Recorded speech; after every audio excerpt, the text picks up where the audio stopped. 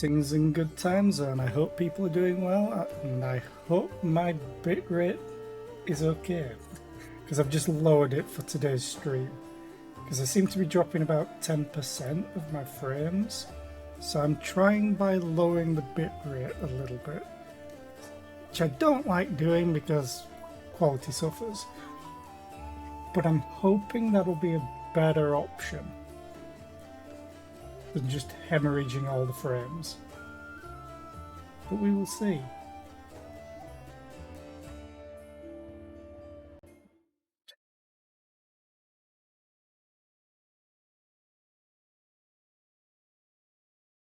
Yeah, I think that should be okay. Again, we shall see. Also, hi Setis, hi BPD, how are you today? I hope you're doing well. And thank you for the sub again, Setis. In Drongos. I'm doing okay, apart from the ISP issues that I have. That's still happening. At least I've gone down to 8% of frames drop, so that's better than 10%. Always watch your back. The good news is there is an engineer in my area fixing things. And it was hilarious when I checked earlier today, because they were hoping to have everything done by the 23rd of April by 000, so midnight, which was at that point 12 to 13 hours ago. But now they've updated it to 2000, so hopefully it should be fixed within 6 hours. Anyway, I need to go and do more stuff in this game. We shall go and find the paths. Still dealing with that. Ooh. Tieflings are here. Look who it is. The tiefling raises a hand in greeting. Who would have thought that I'd end up in the Crusader army? Go figure. Who are you again? Sure, why not? We're called the Thieflings.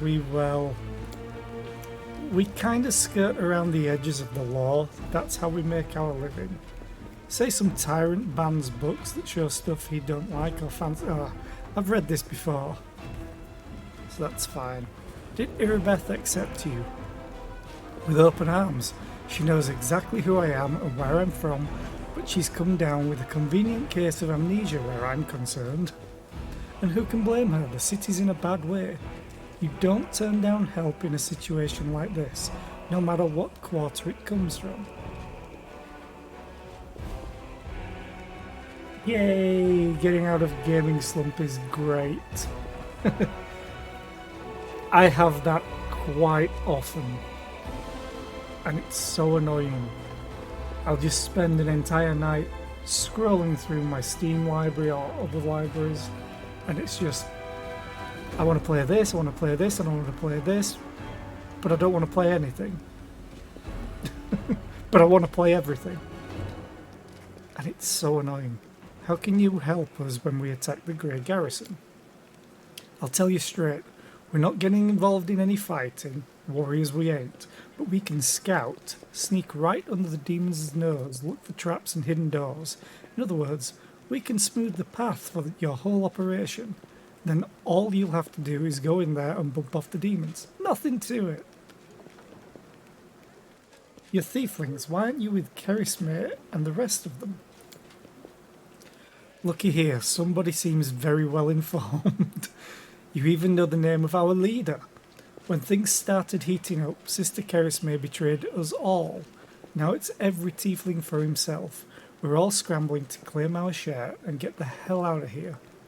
We're supposed to meet in a pre-arranged location, the ones who survived, that is. We went to the Grey Garrison to get our stash, and look how that turned out. One of the gang got trapped in the rubble. So here's your answer.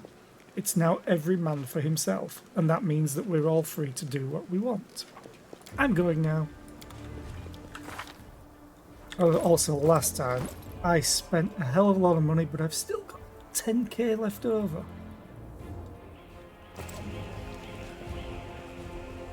Oh, Joran. What do we have available?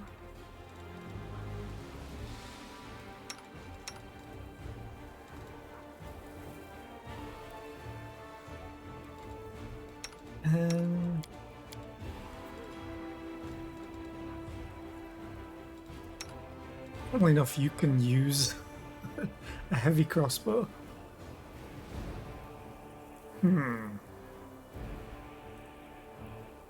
All enemies in a 10-foot area. That's great, because it specifies all enemies. Whenever this +2 heavy crossbow... I can't afford it, I'm just looking.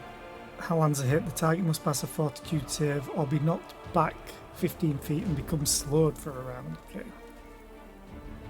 Great Club, Silverhawk.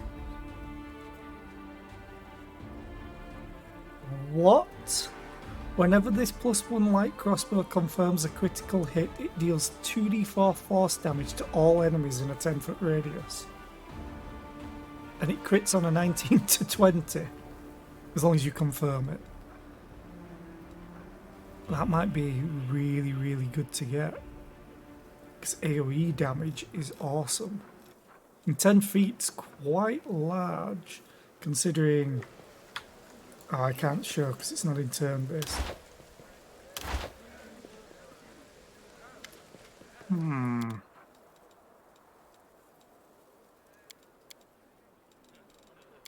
What armor was there? Price in descending.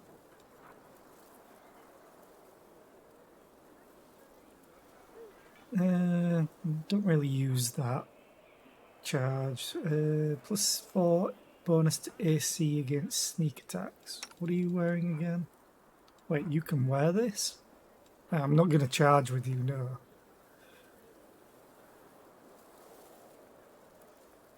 Yeah, that's 2 less AC.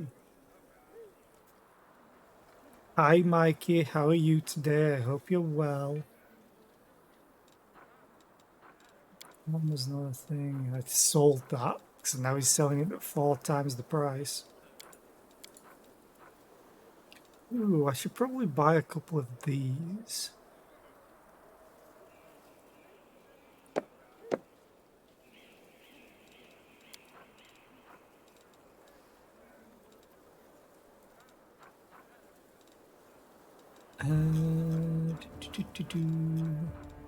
Yeah, that's all the magic stuff.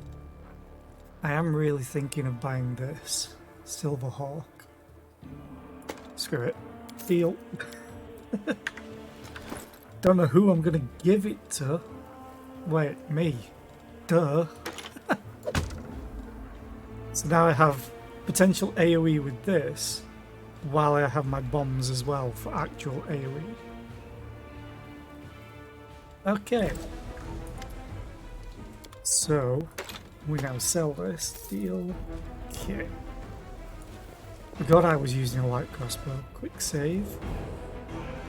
And then we need to go and get another weapon. Oh god, my frames are hemorrhaging right now. I may end up calling this stream early again, but I at least want to try for an hour or two, even with this. The only problem is the VODs are going to be terrible, though I will be uploading this to YouTube. Because I always record my streams, just in case I have frame drops massively, so that I can upload it to YouTube, if people want to watch it. But I then delete my recordings, unlike some people, because they're just way too big. I love this. Loot. Hello? Is anyone there? No, what is that? Please get me out of here! This is... I can hear your footsteps! Pull me out! Hello? This is funny, but it becomes rather useless later on. Hello? Is anyone there? Free at last. I thought I'd be flattened like a pancake under that rubble. Much obliged. Damn, I'm not in any pain, but my head is so foggy for some reason. What's with all the hubbub in the city? The name's Finian. I'm a Pathfinder. If there's anything I can do to help, I will. Pathfinder? Finian the talking weapon? That's right, Finian Dismar, Pathfinder and Crusader. I roam around the world wound wherever my tasks lead me. Scouting mostly, but this last while I've just been hanging around in Canabras, waiting until I'm needed again. I'm bored out of my mind, but at least this shop makes for better lodging than some inn. What I meant was, what are you? What's that supposed to mean? I just told you. You want to know where I hail from, is that it? Well, I'm from around here, actually. We Kelets of the Star Eye clan fled when the World Wound troubles began. But I couldn't stand by while the demons wreaked havoc, so I came back. Or did you mean to ask about my weapon of choice? My best weapon is every weapon. I'm a skilled and capable fellow, if I do say so myself. I can swing a sword and poke with a spear, but what I am best at is communing with the spirits. They call folks like me Phantom Blades. A phantom blade? What's that? It's like a spiritualist, but with a twist. It means that some spirit took a liking to me at some point, and it can turn into whatever weapon I need. Handy, eh? I don't need any whetstones or enchantments. Doesn't take up space either. Although, to be fair, it's not a barrel of laughs. The spirits that bestow this kind of power don't come from happy places, and they're not exactly bright-eyed and bushy-tailed. They usually appear after great battles that leave few survivors. The city is under attack by the demons. Wait, what? The last thing I saw was some thieves breaking in here. And then the guards came, everyone was running around. After that, it's a bit of a blur. Right when things got intense, they dropped the cabinet on me. I couldn't even help the owner. I was just lying under the shelves like a dimwit until you came along. If there are demons in Canabras, we must do something about it. The city needs every blade it can get. Hey, do you mind taking me with you? I don't think I can handle this alone. And besides, the more the merrier. He really doesn't know he's a weapon. How did you end up in this shop? I've been waiting here so long I don't even remember anymore. Just sitting and waiting for any word from the Pathfinders, but it looks like everyone has forgotten about me. The shop owner is an old friend of the Pathfinders, so I've taken up residence here. Alright, I'll take you with me. I swear you won't regret it. I can do all sorts of things. Is there anything your party is missing? A sword, a spear, a bow? Just say the word. Funny thing is, I think everyone's... Alright, Finian, he has his own little section in the inventory.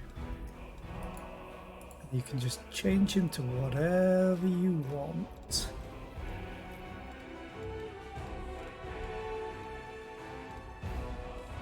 I'm going to change him to a dagger. +1 cold iron ghost touch weapon.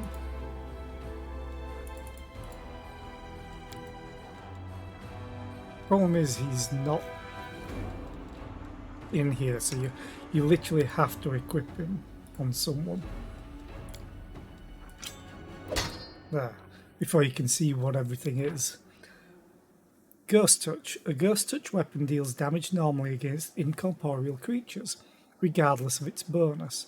In incorporeal creatures, 50% reduction in damage from corporeal sources does not apply to attacks made against it with the Ghost Touch weapons. The Claw of Jistka. Claw of Jistka. I eventually need to replace, but it's just so much damage. 7 to 10. Actually,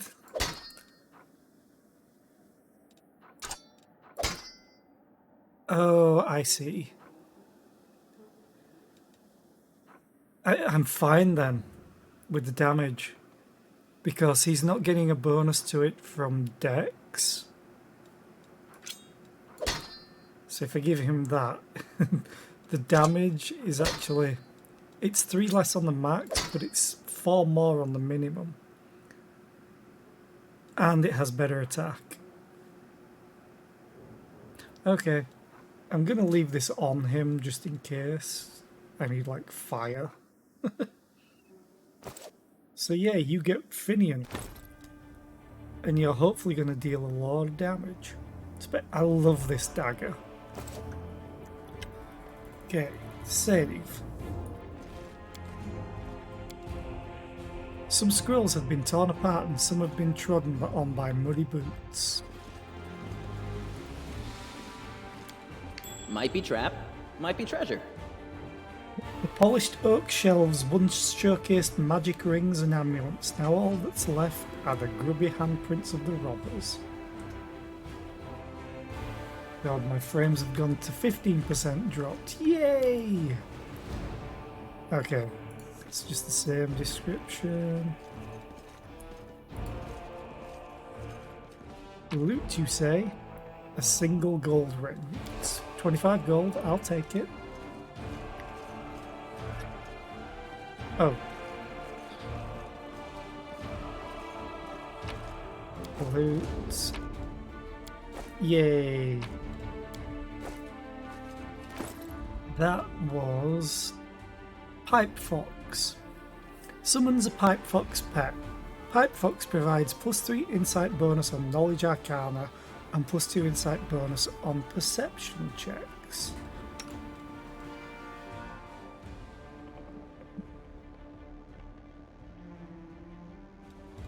Because I can only have one at a time. So I have... Wait. Knowledge Arcana, let's see.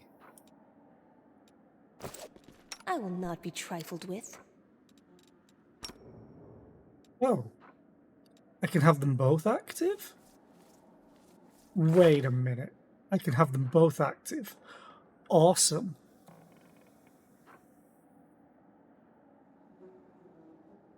Oh, they're different bonuses. One's insight and one's morale bonus. Did not know that. So I've got kind of a fox, if Lefay's here. It's just got a weird body. Just ignore that. The formerly well-appointed shop now looks a sorry state. It has been completely ransacked. Lying in the corner next to a scorched wall are the soot-covered shards of a clay golem's head. The golem's eyes glow in the gloom. Master. Code word. 1, 2, 3, 4, 5. Code word. Hand of Irori. Or Irori. The golem... Oh, code word correct. The golem's eyes glow brighter. Awaiting orders. Where did you come from? Who created you? This golem was crafted by Gaffrain and Son. Gaffrain and Son. Address: third building on the right, Jeweller's Alley, Nerosium, Mendev. Model G504ENE, which stands for Experimental and Enhanced. For all inquiries, contact Mr. Gaffrain.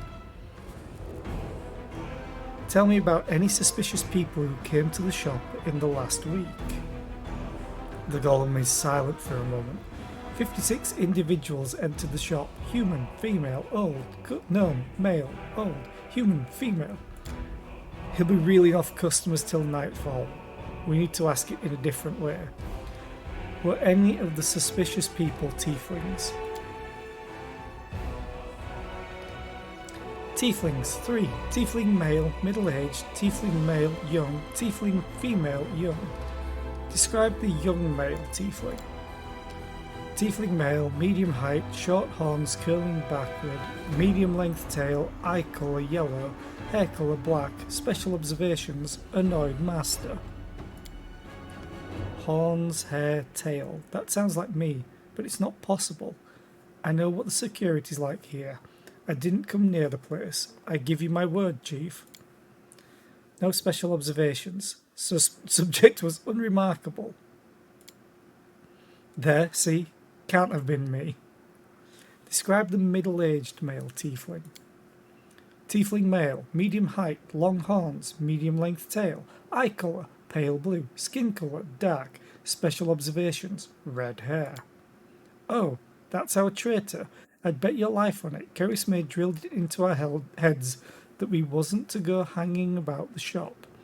Red hair. We've got a couple of gingers. and plenty more who get it out of a bottle. So much for a special observation. Golems ain't all they're cracked up to be, eh? Maybe its master knows more. Describe the female tiefling. Tiefling, female, above average height, hair long, pale, tail not observed, long horns, eye colour blue. Special observations, scar on nose, baldric with gold stitching. I don't know that one. A new arrival, most likely. Gold stitching, eh? Wouldn't mind getting to know her a little better. Enough. The golem is silent, waiting for an order. Where is your master? Philemon Fruliatros, my master, is in his hiding place. Revealing the location of the hiding place is prohibited. Prohibited. Prohibited. He likely holed himself up in the basement when the commotion started. The entrance should be around here somewhere. If I remember correctly, you can't ask where the master is, but he didn't deny it telling you where the basement was. Where's the basement of this place? The basement is below me. I guard the basement. Leaving my post is prohibited. Found out everything I wanted to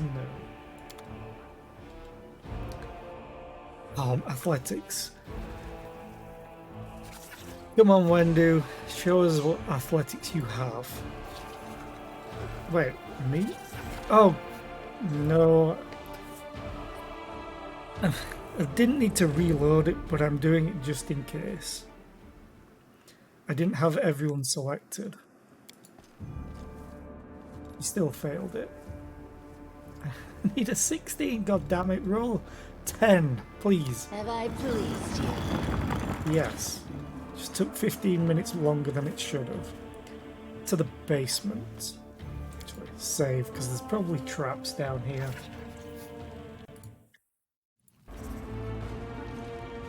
There's loot. And I do like me some loot. No, 100% chance to pick the I lock. hope you appreciate this. Yep, give me everything. Bottle. I love that it updates and takes them off the shelf. The elderly gnome, so portly as to be nearly spherical, is curled up in the corner of the basement, shaking. Marauders, bandits, scavengers. Well, I mean, I did just loot everything, so you have a point. And a very good day to you as well, my dear shopkeep. Please, calm down. No one's going to rob you. Okay, no one's going to rob you from now on. Gnome peers at you. You do look better dressed than the local thieves and ragamuffins. You came here to tell me that the nightmare is over. No, it's not. You're here to steal my riches. Get back! The gnome notices Walgif and his rounded face turns scarlet. You, Walgif, the dirty little sneak thief. You've been sniffling around my shop for years. Finally worked up the courage to rob me, did you? Get out of here.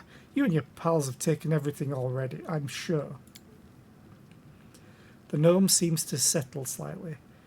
My name's Philemon Fruliatros. I was the owner of this shop, but I'm not sure I can claim to be the owner of anything now. I hope there's at least something left of it. Oh, come off it. Your shop's fine. It's a bit ransacked, maybe, but nothing a bit of spit and polish can't fix. Where were you the night of the robbery? Do you think I robbed my own shop? I was here in the basement. I was told to make it look like I'd left. The watch was very keen to get their hands on those thieflings. They seem to be multiplying all over Galarian. So of course I did everything they said. And I've been stuck in this basement since then. The golem wouldn't move away from the door no matter how much I yelled at it. But then I thought that it was all to the good. Somebody came by after the guards and caused a ruckus upstairs, bellowing like mad, taking advantage of my absence. Tell me about the tieflings that have visited ancient trees and wonders recently. I need a drink.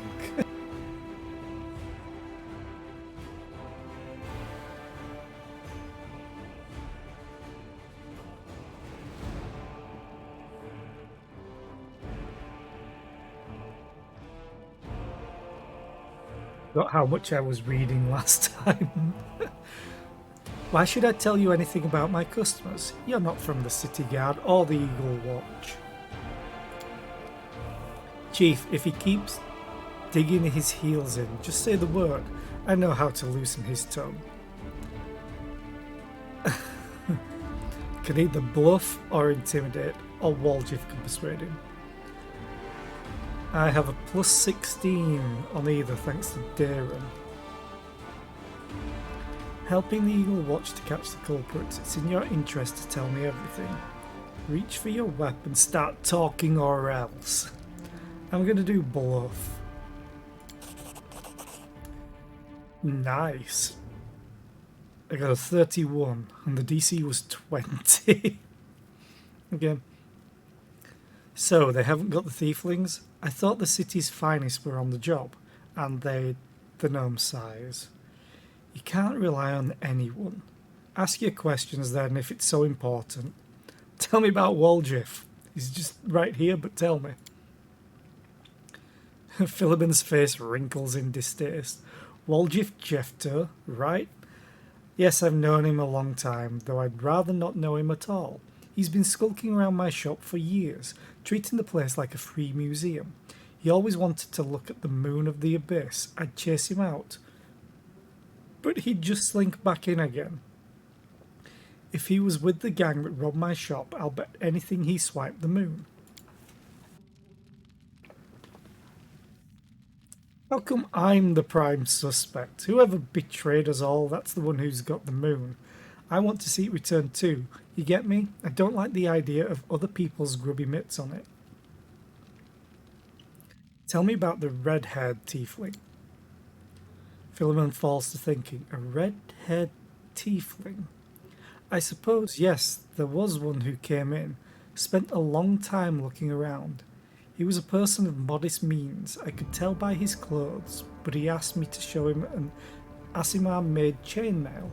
He certainly couldn't afford it. That's when I suspected that something was off. I checked everything after he left, but nothing was missing, and that put my mind to ease. Or at ease.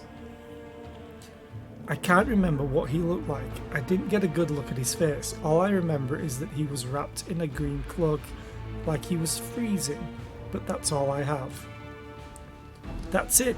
With that description, we'll surely sniff him out. Come on, Chief, back to Sister Kerismere. We got to have a good long shifty. What? We got to have a good long shifty at all my brothers and put all these clues together. Something tells me our traitor isn't going to wriggle out of this one. Tell me about the tiefling woman before we leave. When I can tack. Where's the option to leave? Philemon scratches his chin. A tiefling woman? Ah, yes, I remember now. A noble lady. Unlike the tiefling ruffians we have around here. She purchased magical equipment for the crusade. Has she promised to come again? If only all tieflings were like that, I'd be laughing all the way to the bank. Found out everything that I wanted to know. If that isn't enough to help you catch the thieves, then I don't know what else to tell you. Now be on your way and leave me in peace with my wreck of a shop. Okay. Do you have any Always loot watch that's your close? No. Oh. How are my frames doing? 16.1% dropped. 20,332. I'm definitely uploading this to YouTube from me rather than from Twitch.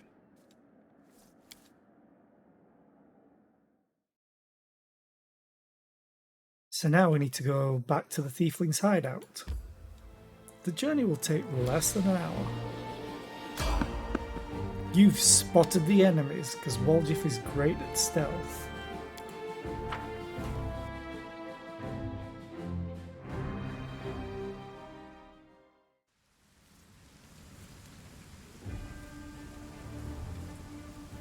You're an alchemist.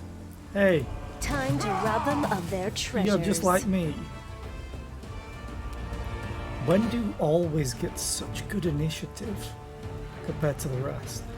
Let's check this. Stealth. DC was 23 and he rolled a 34. Okay. Anyway, Wendu, can you get in range and still do 2 shots? No, you can't. I'll rip you apart! Aww. She rolls a crit fail like all the time. I'll cut you wide open. Stab. Anyone else? There we go.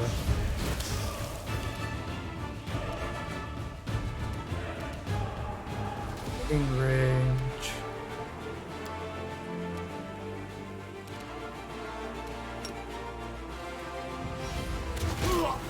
It's not flat-footed. Okay.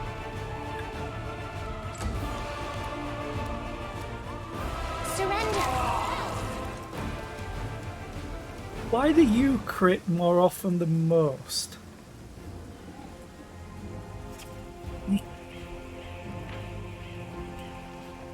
She rolls a natural 20. And then the critical confirmation was a 17. Okay.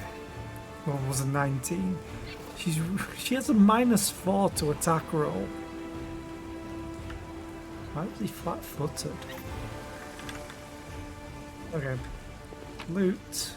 Ooh, hello. So the good thing about alchemist enemies, they usually have a lot of alchemist supplies.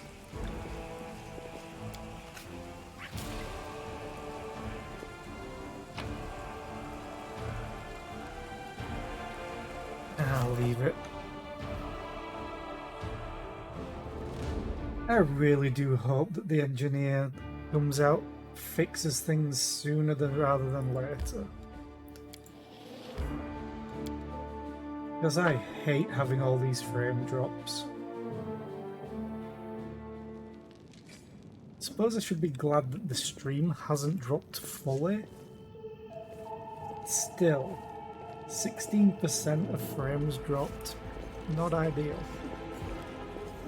Okay. So I'm fairly sure it's Melroom that's the bad guy. Because he's the only red hair tiefling with green. Let's go and talk. Carismay drums her fingers nervously on the handle of a blade. Well, are you going to tell me who the traitor is? The name and the moon of the abyss that they stole? I don't need anything else.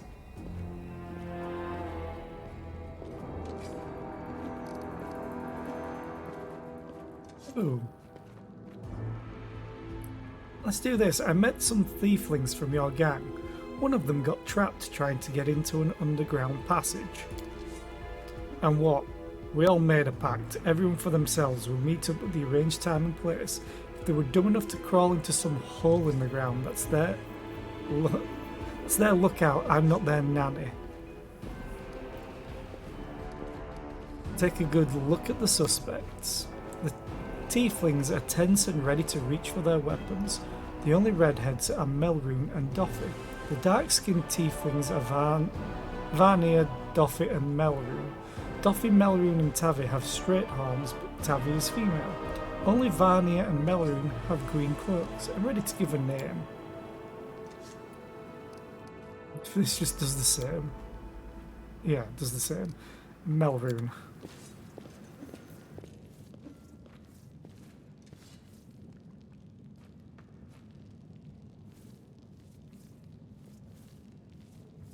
You'll pay for this. Vote till... Oh god. What's that? I should have read it. Usually they don't give me enough time. Grab him, take him away for questioning.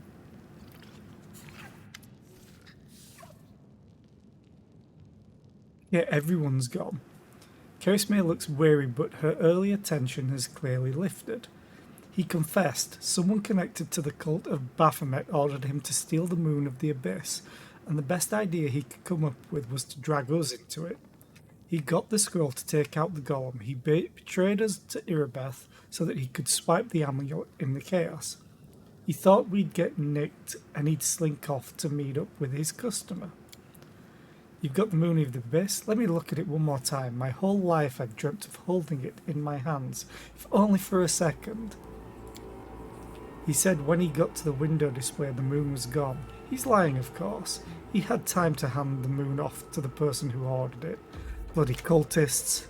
I don't really give a toss. I'm just glad we got to the bottom of this. What are you going to do now?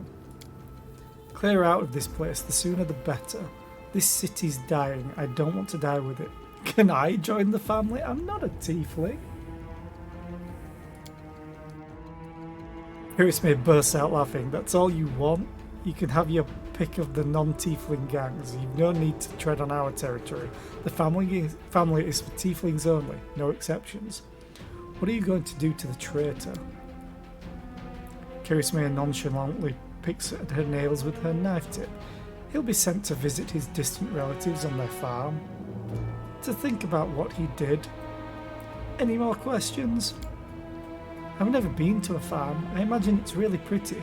Fields and apple trees and chickens. Kirismea gives Ember a sideways glance. Yeah, sure. Chickens. I have to go. Good decision. I don't plan to hang around long either. Kirismea turns to leave. Sister. Walgif nervously bites his lip. His cheeks are flushed and his tail is swishing through the air. You forgot something. What now? You should be happy to be alive. An apology. You promised to apologise to me, loudly, in front of everyone. We're alone now, but I still want to hear it. Well? Ah, that. Kirismea shrugs indifferently. So, sorry, I suppose, for being wrong about you. This time. Don't think that just because you didn't act like a jerk this one time that it cancels out the rest of your record. I know all about you. Till next time, Walgif. Diplomacy 20. Please, Darren, please. That was the most pathetic apology I've ever heard. That's pretty much what Darren would actually say. Awesome. I rolled a 34. Kirismea's eyes harden, but then she says, all right, fine. I'm sorry, Walgif. Let's part on good terms. Do I keep going? And now apologise to me as well. When you falsely accuse my ally, you accuse me too. Ooh. Ooh. A flurry of emotions pass across Kirismea's face. When she finally opens her mouth, her words trickle out slowly. Like each one is a struggle. And I'm sorry to you too, and to make it up to you, here. She pulls a key from her pocket and tosses it to you. And now I'm leaving. XP and the Thiefling's Vault Key. Loot, you say? Apology accepted.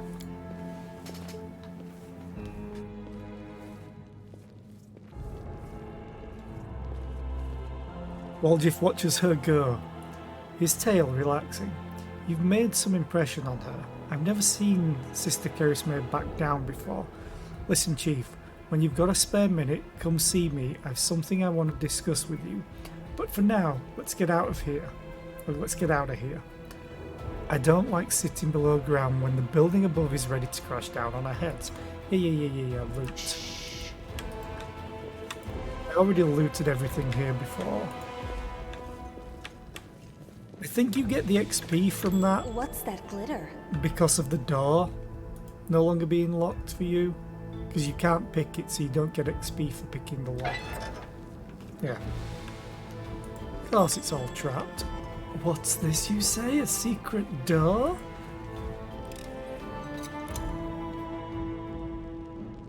Don't mind if I do.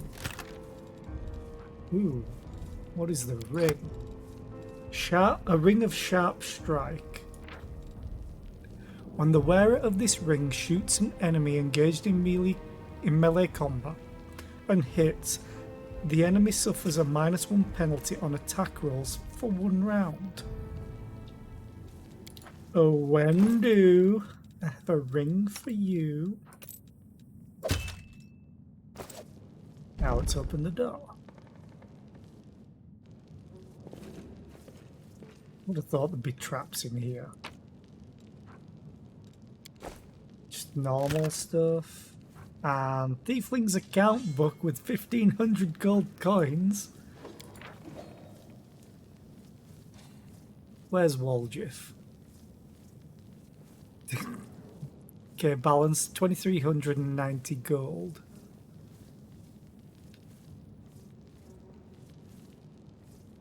Here, the handwrite changes drastically. The letters are now small, scrawly and hectic.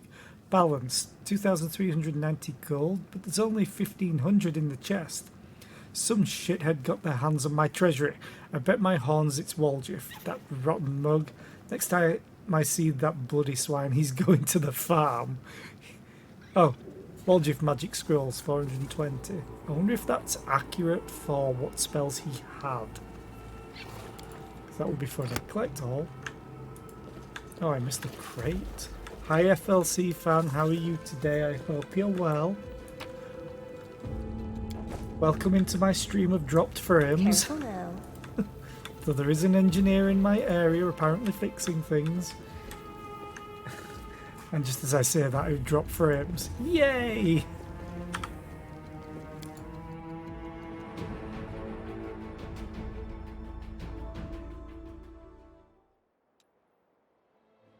Okay.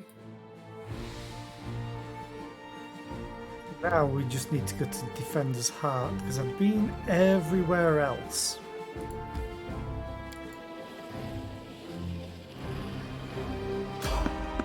You've spotted the enemies. Fight. They have loot.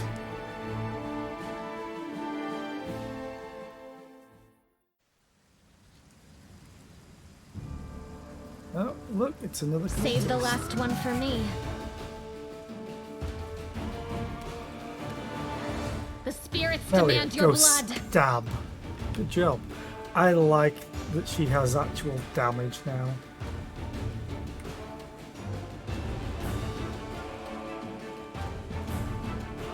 I mean, yes, I could. As long as they aren't broken, I can sweep them back up. Yeah. I suppose you're right. You need to do this. One hell of a spell.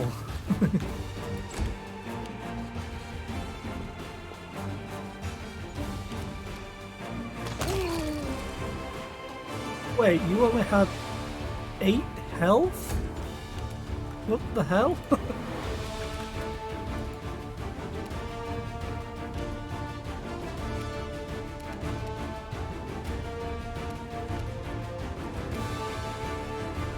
I have no idea where the other enemies are.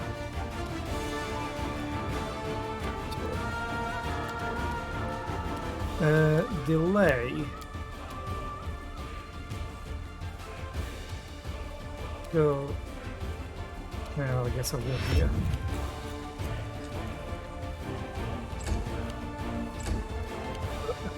Must have rolled stupidly low. Hey, Camellia, go You stab. are today's sacrifice. It's a good stab.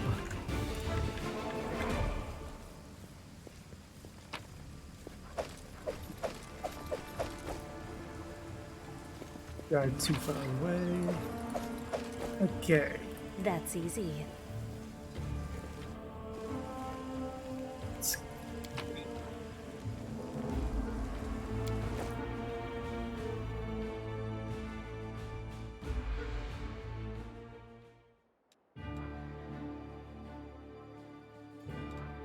I need to go to the Grey Garrison at some next, essentially. Do you want to enter this location? Yes. I need to sell a bunch of stuff that I just picked up off of random encounters.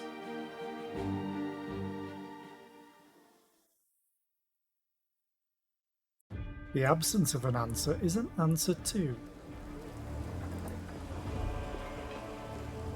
Oh, Joran.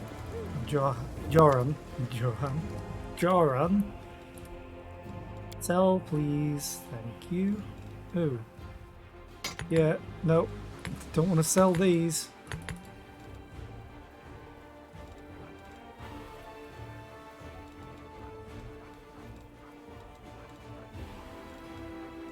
Okay. Deal. It's definitely nothing else that I want.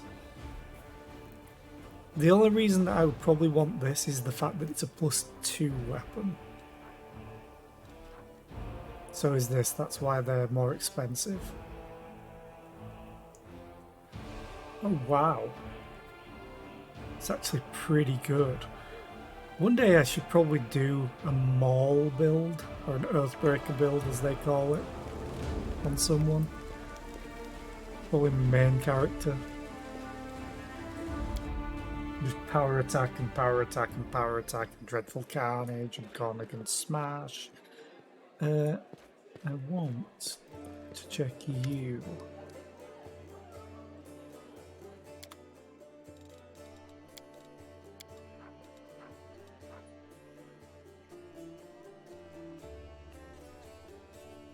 As long as the wearer of this amulet is under the effect of the Death Ward spell, I don't have it. They get a +2 bonus to AC against it. Okay.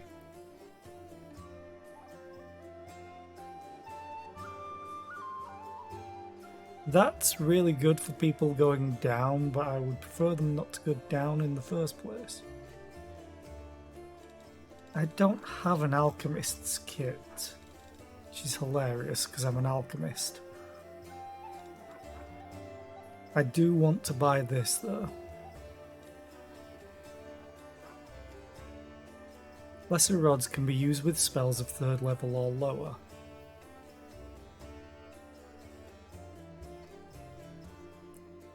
The thing is, I could use this on like mage armor and it would last hours. I'm gonna buy you.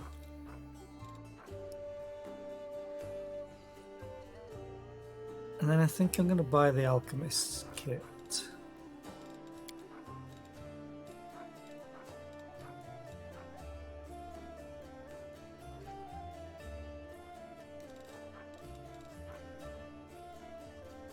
Up to level 2, so it increases essentially, I think. So I'd basically sell this back to get the upgraded version. I'm going to take this because I think it will let me make lesser restoration potions, which are really, really useful.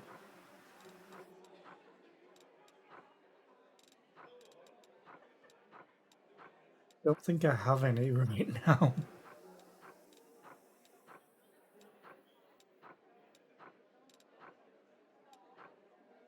I think I only have... Well, I could create the scrolls as well. Which is that one? Yeah. Because it reduces one of the subject's ability scores if it's taken any damage to the ability scores.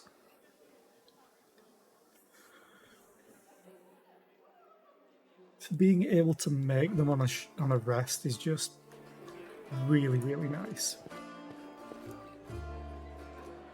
Let's go and talk to Walgif and see what he's hiding. Because he is hiding something. Psst, look, Chief, I got something to show you. Ta-da! A real beaut, isn't it? Walgif comes closer and looks around quickly to make sure no one is eavesdropping.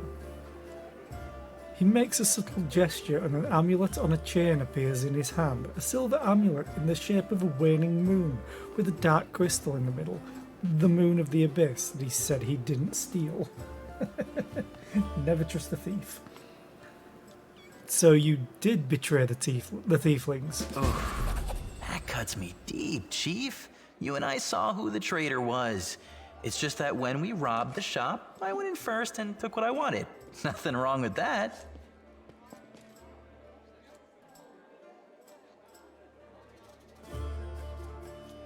You remember the golem said that someone of his appearance turned up first. Although, of course, I did think about hiding the moon and just taking myself off somewhere warm when all this blows over, but only because I want to see the world. Is it a crime to want to travel? Huh? Is that what counts for treachery these days? Did you really have the amulet this whole time? Since that night, Chief, Melround didn't even set eyes on it. While he was dealing with the golem, I sneaked past them, and that was that.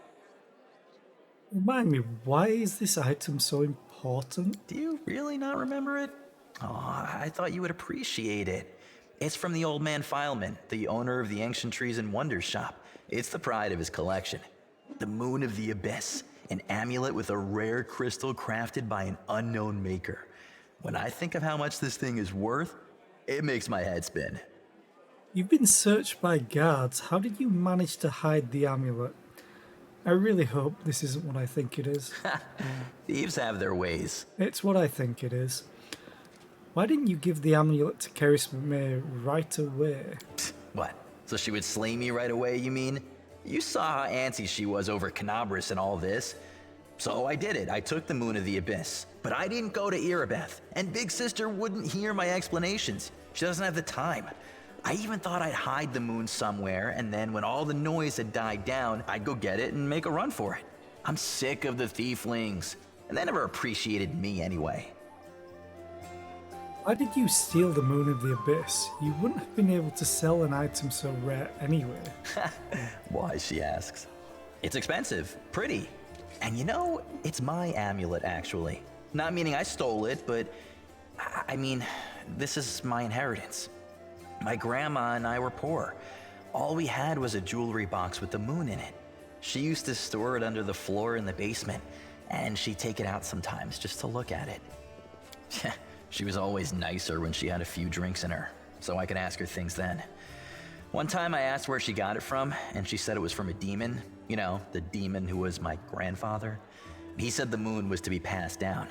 My ma was good for nothing and nobody, so that's why Grandma decided to keep the amulet for me. She used to say it would be mine when I grew up. But she couldn't wait until I grew up. She squandered my inheritance when she became a drunk. Took it to Fileman's shop and pawned it. He gave her some coppers for it, and she didn't even haggle. Just grabbed them and ran back to the tavern before last orders. I've been going to Fileman's to look at the moon ever since I was a kid. He chased me away, but I just kept going back, so eventually he gave up. He didn't skimp on security. The place was like a fortress, so he wasn't worried about a street rat like me pinching anything. Even when I got more skilled, I couldn't get any closer to it. One day, I had no one to go with. Another day, there were only oafs who'd never stolen anything more than a church donation box. But when Charisme had planned everything out, I realized I had a chance to get the moon and move away from here. Maybe to Garen. I hear it's warmer there. I've stayed with the family for too long. Risking everything for some shiny trinket. This isn't just some shiny trinket. First, maybe some rich person's just dying to buy it. We need to put out some feelers and see if anyone's in the market. Second, maybe it'll come in handy. And besides, I spent so many years looking at it. I imagine things like, what if my grandfather left something else and my grandma spent that too? Maybe I could have had my own barony already if things had turned out differently. Or got some decent education in the capital. They're all just dreams, but the moon is right here. You've got to hold on to what's yours, Chief.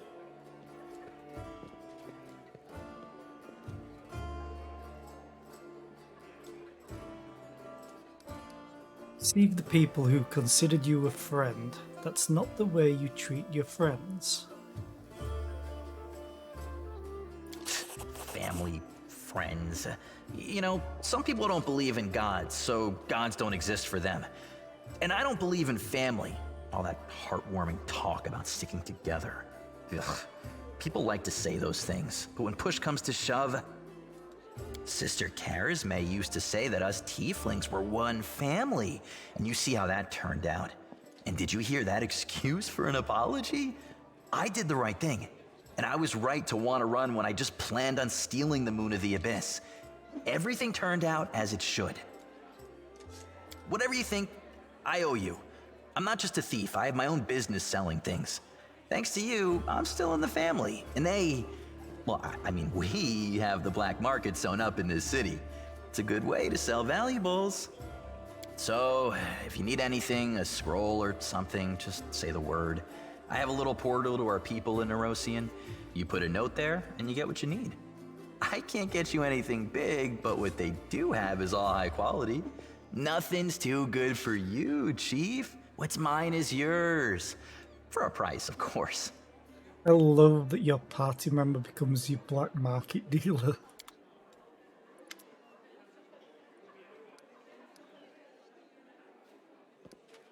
Are you really staying in the party or just waiting for a chance to run off? Woljif gives you a hurt look. As if I could. There are demons and dangers around every corner. The tiefling stopped short. Don't you worry, Chief. I'll work off my debt honestly.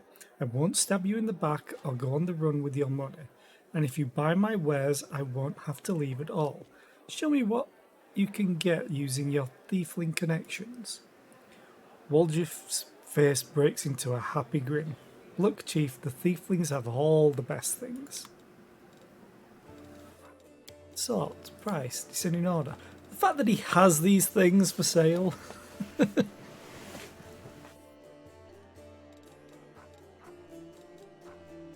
You can get holy water from the tiefling.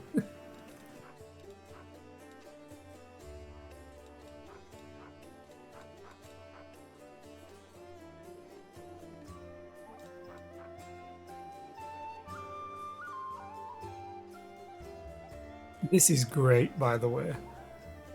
Give it to a monk to increase AC.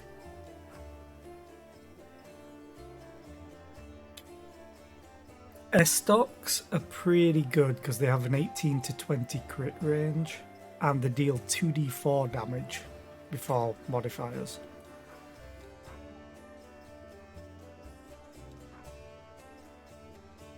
Poisonous dart. Whenever this +1 dart confirms a critical hit on an enemy, the target must make a successful fortitude saving throw. DC 13 is really low. Or be poisoned. The poison deals 1d3 constitution damage per round for 3 rounds. Poison creatures can make a fortitude save each round to negate the damage and end the affliction. Yeah, DC 13 is just way too low to warrant even trying to use that.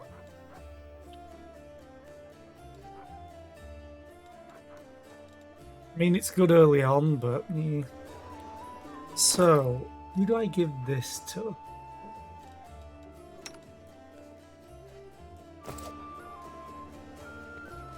Probably either give it to Darren or Ember. Let's go and talk to Camellia. I want to talk to all of them. Greetings. The neat smile on Camellia's lips disappears so quickly you almost wonder if you imagined it. So, you're Horgus's daughter. You've discovered my most terrible secret. Father cares so much about the Gwyrm name that he raised me in our mansion, hiding me away from the whole world. I'll always be grateful to my father for everything he's done for me, even if Mendev society disapproves of some of his decisions. Would it be insolent of me to beg for your discretion regarding what you know about us? Sure.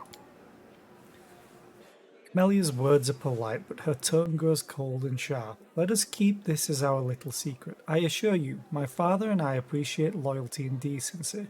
For both myself and my father, I thank you for your understanding.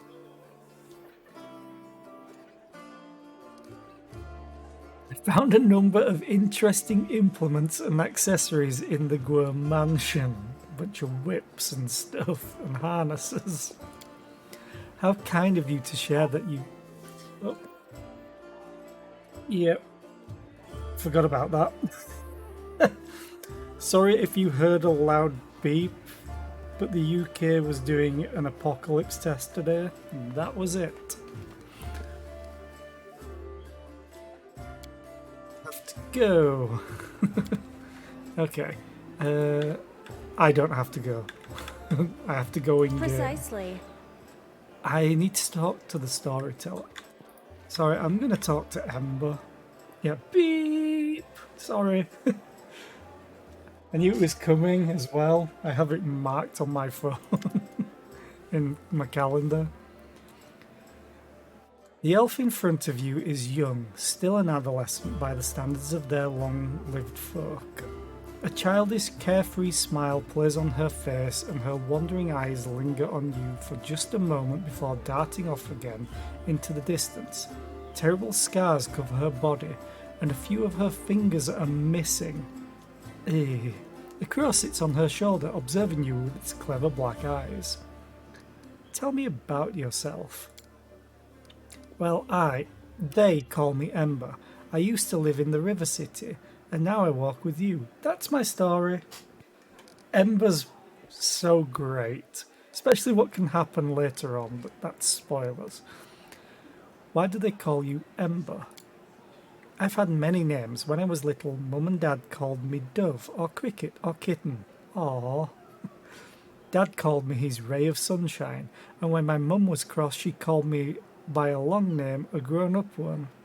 I can't remember it no matter how hard I try. Then, when I came to live in the River City, the good people called me different funny names, like Ember, or Torch, or Smoky. I don't know why. They call me Bird Brain because I have a crow. They called me Lucky Seven because of my fingers. She raises her hands. The middle finger on her right hand and the two smaller fingers on her left are missing. They sometimes called me Grilled Meat and said I was stupid, but I didn't feel hurt. I mean, they're right, I really am silly. They didn't mean to hurt me. I like Ember. It's a good word. Embers are like people.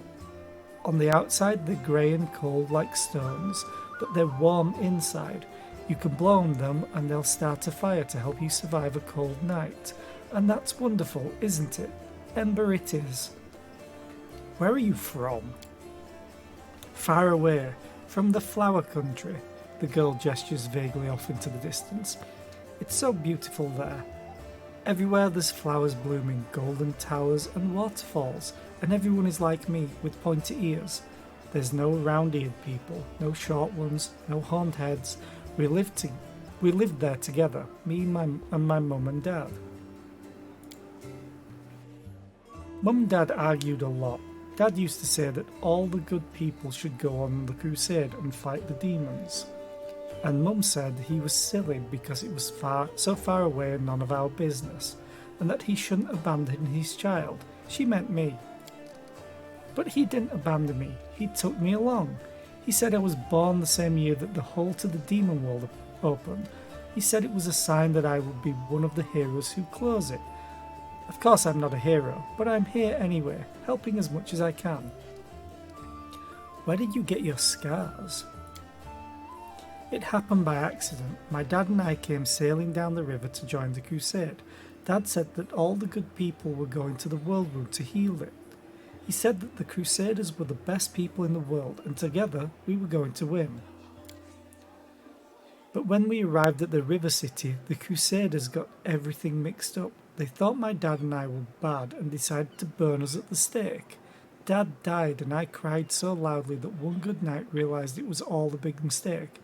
He started yelling at the other crusaders, even the one in charge, and then he walked right into the fire and got me out. The others wanted to stop him, but he took out his sword and scared them away. The kind knight took me to a healer.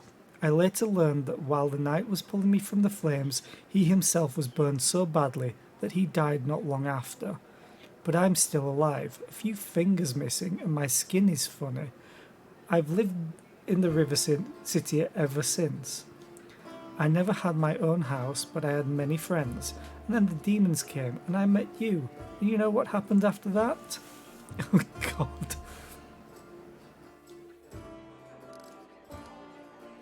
Is it really so easy for you to forgive them? I'm not sure I could be so merciful.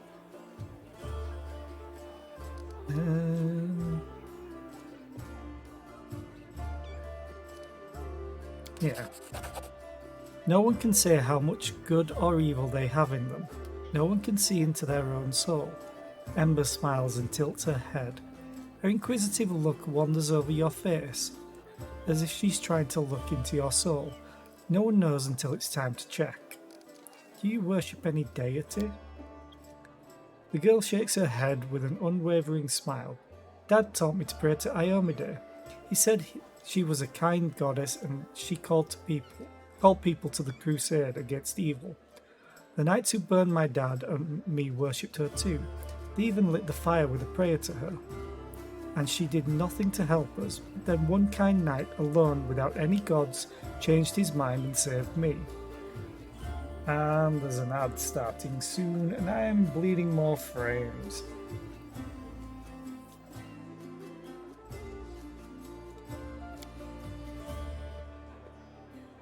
Just waited to see if the ad starts before I could do anything else. 'Cause it's starting soon. There we go. I'm going to take a quick break to see what's up with my connection again, see if there's any updates. So I will be right back. I'm also going to take a bio break.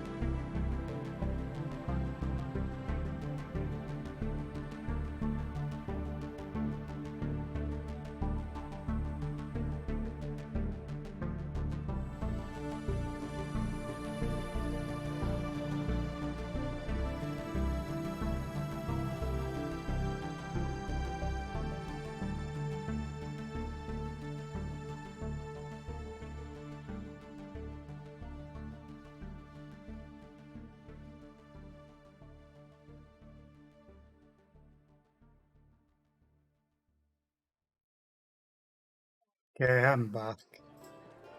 Still no updates on my engineer fixing things in the area. He's in the area. Don't know anything other than that. And it's still due to be fixed by 8 o'clock tonight for me, which is in 5 hours. So yay! I hope they fix it soon because I'm sick of dropping all these frames. Still at around 16%. She's awful. Okay. I think the gods are the same as us. They don't understand anything and they're scared of everything. So they hurt themselves and the rest of us. People worship the gods only because they're afraid of being responsible for themselves. And the gods listen to the prayers and they become smug and arrogant and begin to believe that they're better than us. But they're no better. They're silly sinners just like the rest of us. Sometimes I pray to the gods, different ones. The good ones, the bad ones, I ask them to stop. Stop fighting and hurting each other. I don't know if they ever hear me, but if they do, I mean, the knight who wanted to burn me, he was able to change his mind and do a good deed. If he can change, maybe Baphomet can too. How did you survive on the streets? The elf shrugs. There are many good people in the River City. When I sang for them in the street, they'd often give me coins or bread or sometimes even clothes. I shared everything with the other homeless, and they showed me where it's safe to sleep, where I could get out of the rain and cold, where I could find discarded things.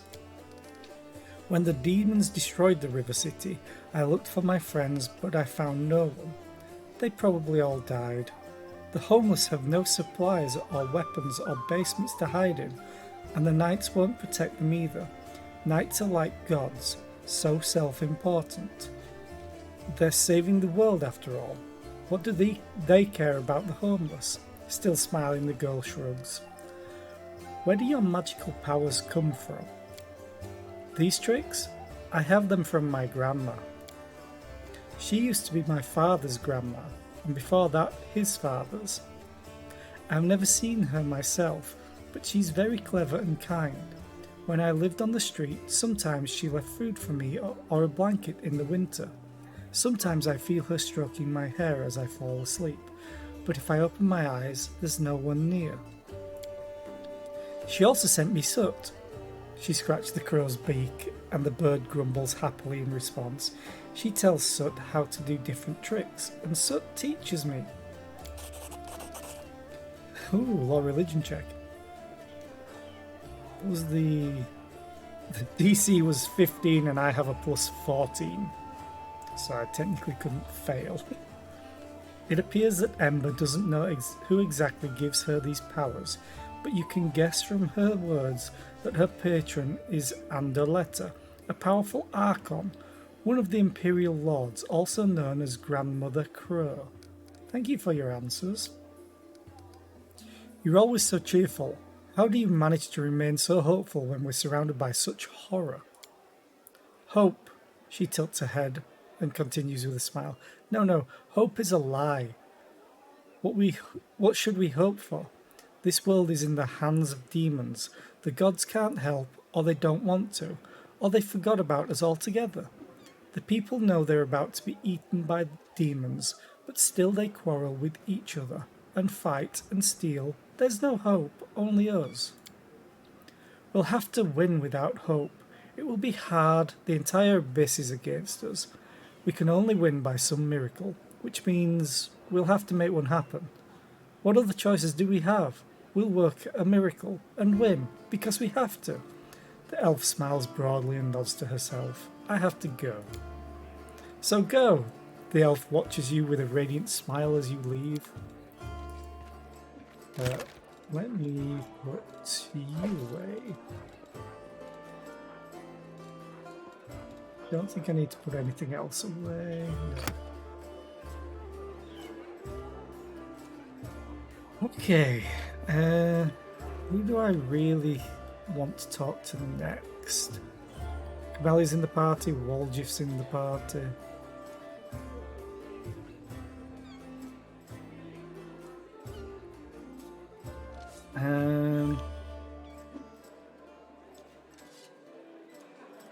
Members in the party. Which leaves Darren and Wendu. Darren's great, but I want to talk to Wenduag first. So let's talk to Wenduag, see if she has anything to say. No, I've already talked to her. So I think it's just Darren I need to talk to. Maybe Storm has something. Nope. I also have to talk to Nenio as Always well. watch your back. Let's talk to Darren. The Defender's Heart is a splendid choice for the Crusaders' outpost. The very sight of these walls brings back fond memories of drinks and revels. The drinks were really good, by the way.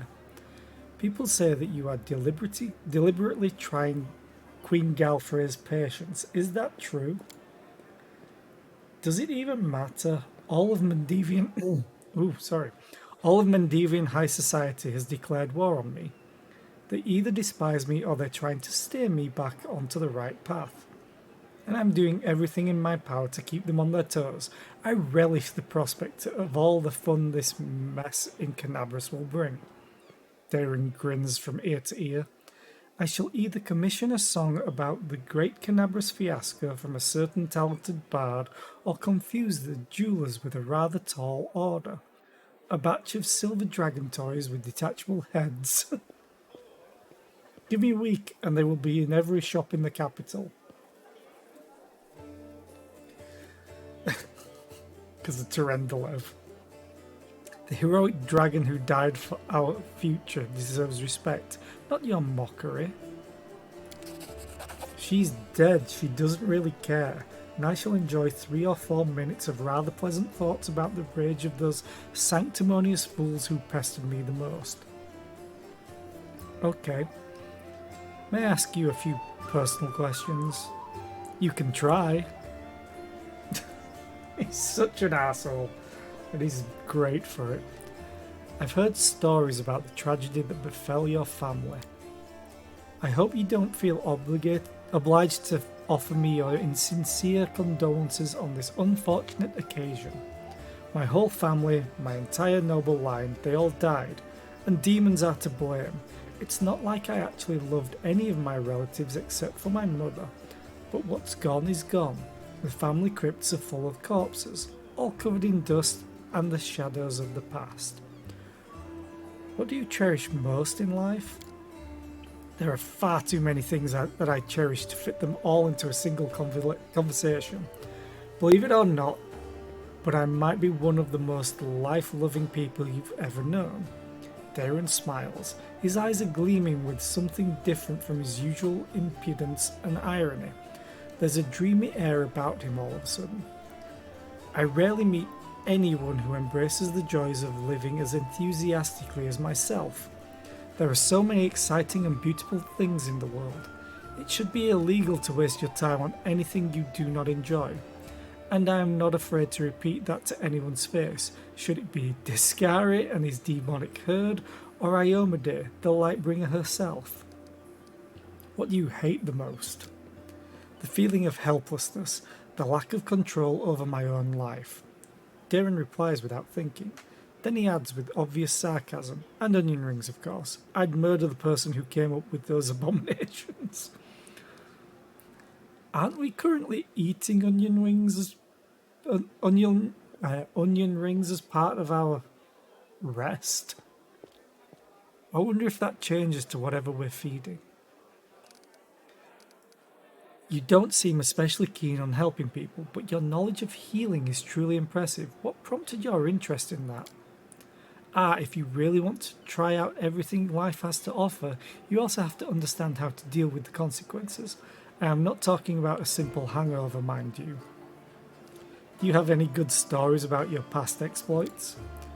I've got plenty, but I have to warn you that even the most outrageous debauchery sounds far less thrilling when you are not the one doing the debauching. Still, since you asked, I suppose the worst mess I've ever got myself into was when I staged my own kidnapping. Okay.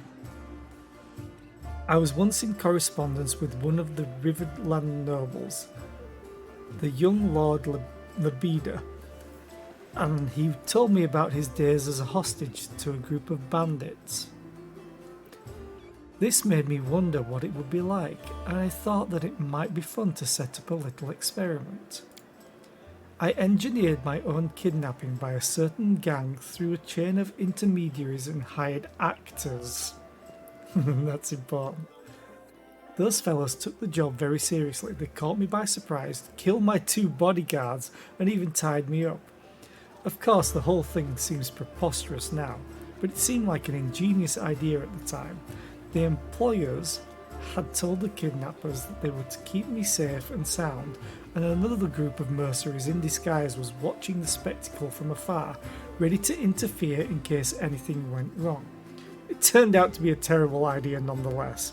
It wasn't the least bit fun or exciting.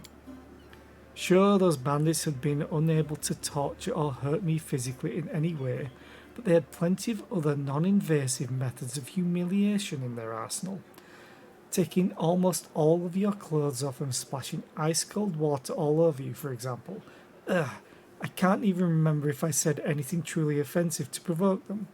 Even though I initially planned to let them go after the ransom, their overly emotional reactions made me change my mind.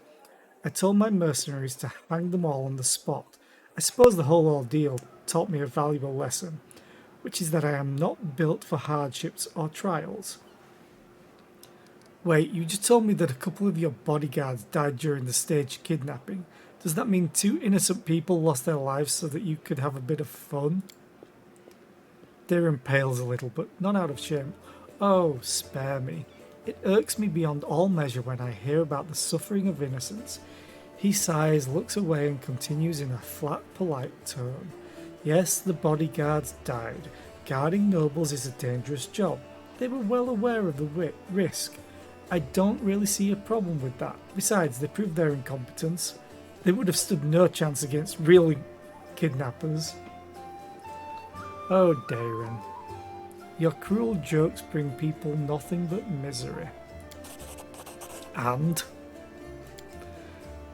So that was a stupid story, and now I'll tell you a truly brilliant one. Prelate Hulrun had always strictly prohibited any public celebrations in Canabras, and he always picked on me for my lack of respect for the fallen and whatnot.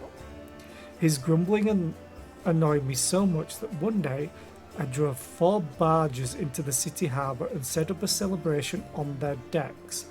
The ships on the river didn't fall under the prelate's jurisdiction, you see, so all he could do was snarl at me from the embankment. I, for one, did not forget the old boy.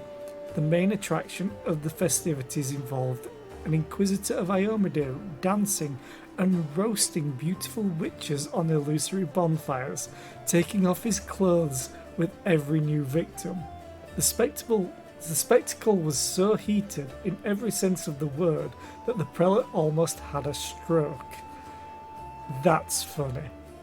Darren gives you a mischievous smile. I still consider that one of my finest ideas of all time.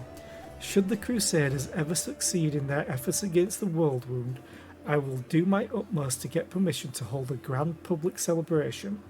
Rivers of wine free of charge, an obligatory parade and a carnival in the evening. A contest for the most provocative succubus costume with a hefty prize in gold.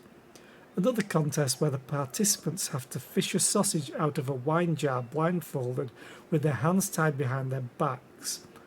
The wine will symbolise the blood of all the dead heroes of the war, and the sausage, well, they'll find a heroic meaning for that as well.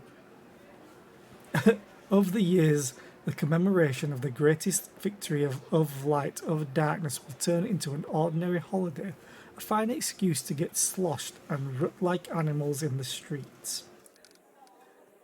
I need a quick drink because my voice is going.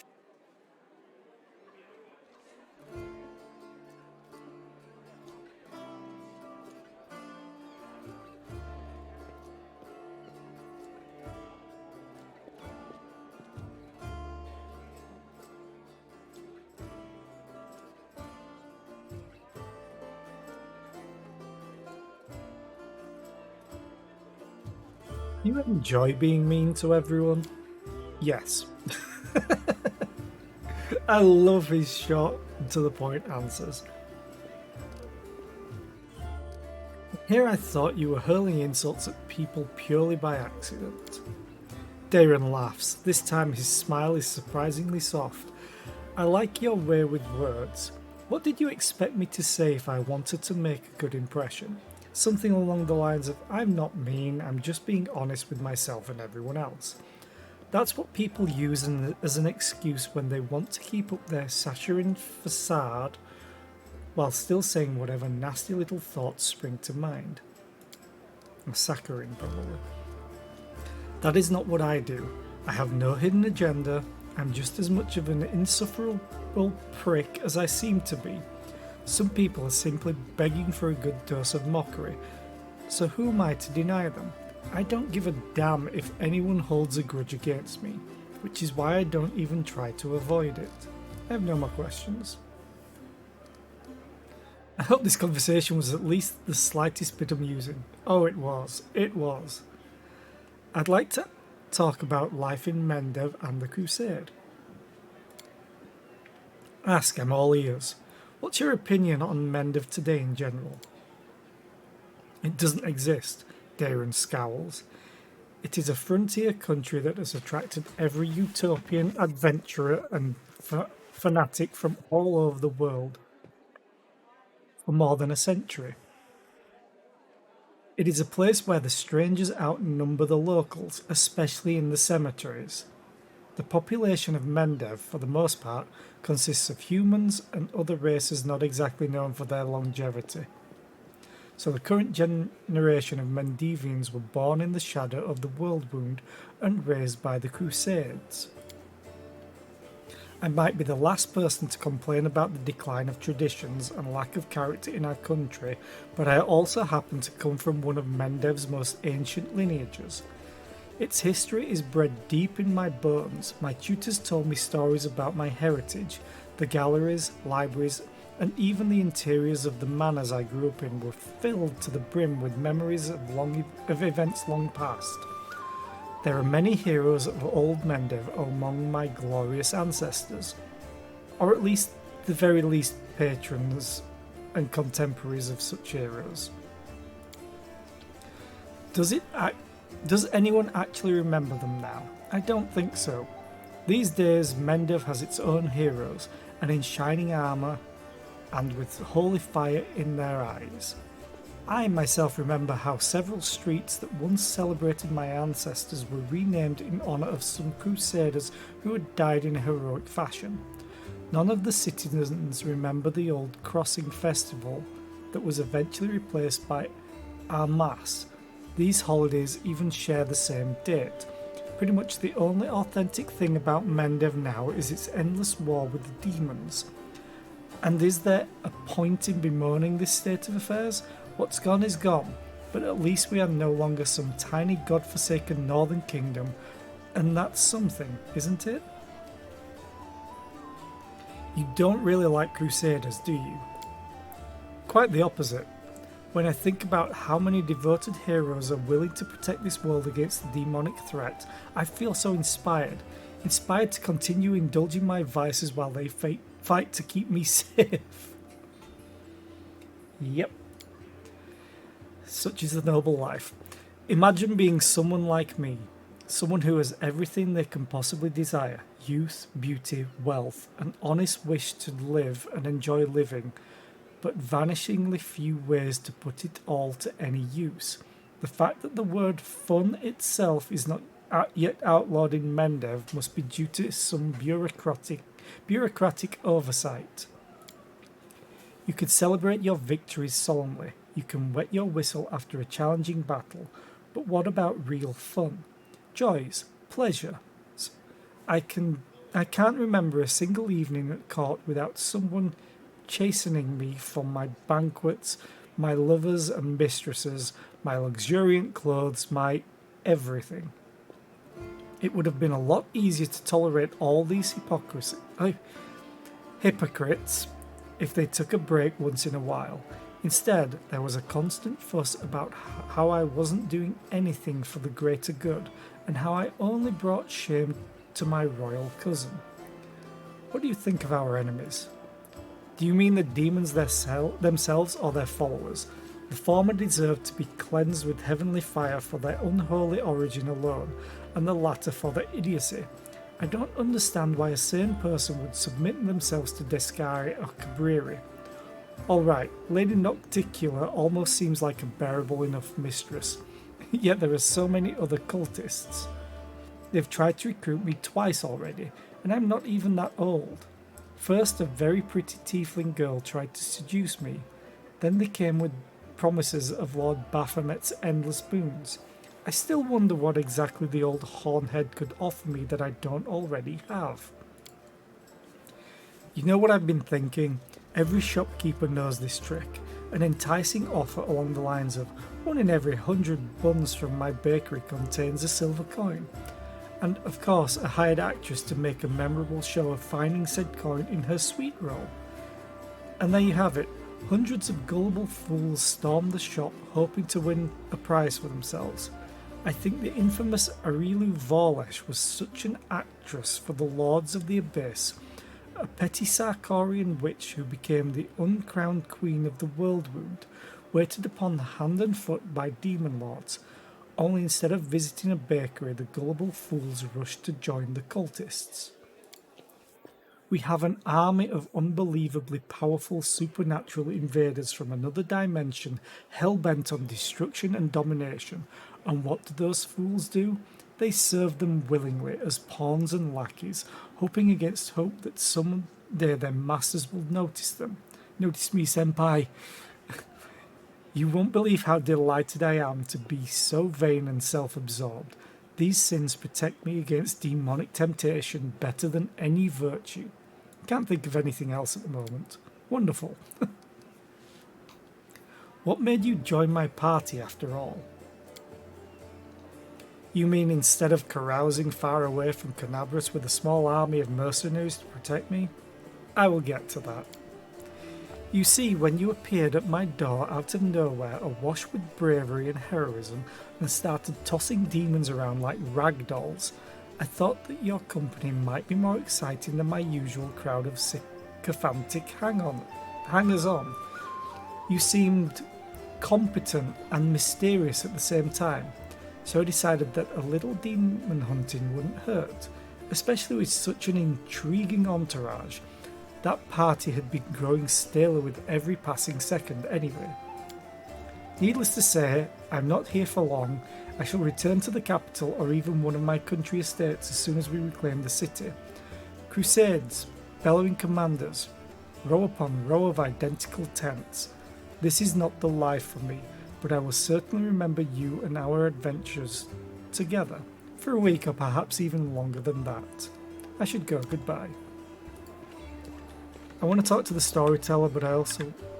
Actually, where are you? Don't really care about Sealer, but I want to talk to everyone.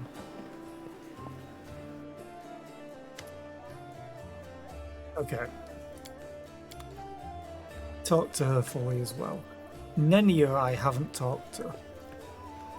At all. Because she's a news party member. And then I'm going to talk to the storyteller. And then we're probably going to have to talk to Irabeth, I think. Fact.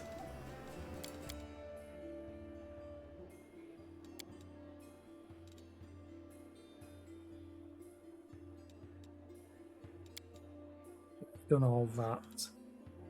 Oh, I have to talk to the storyteller. Outcast, okay, Cold Waters, oh yeah, Chilli Creek. Talk to Nenia. Visit the... Oh yeah. Okay, so I have to talk to Nenia.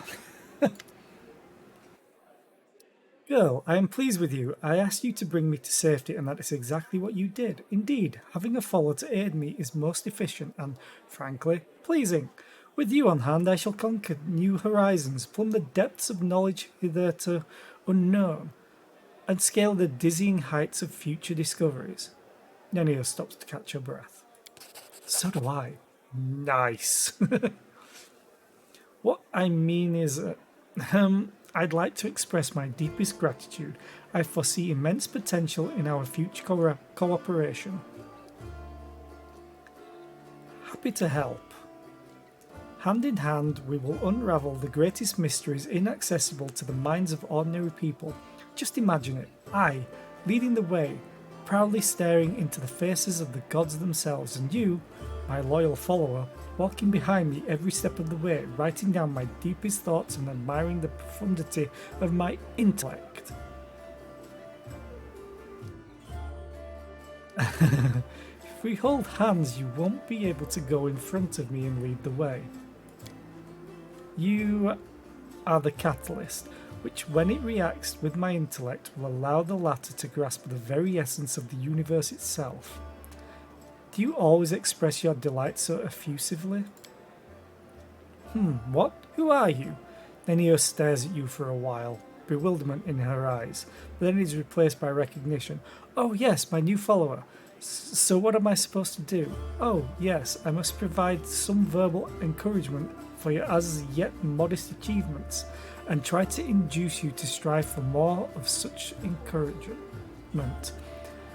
That is the principle that underpins any training. She frowns, but only for an instant. Ah, I see. Your modest nature was unsettled by the overabundance of my gratitude.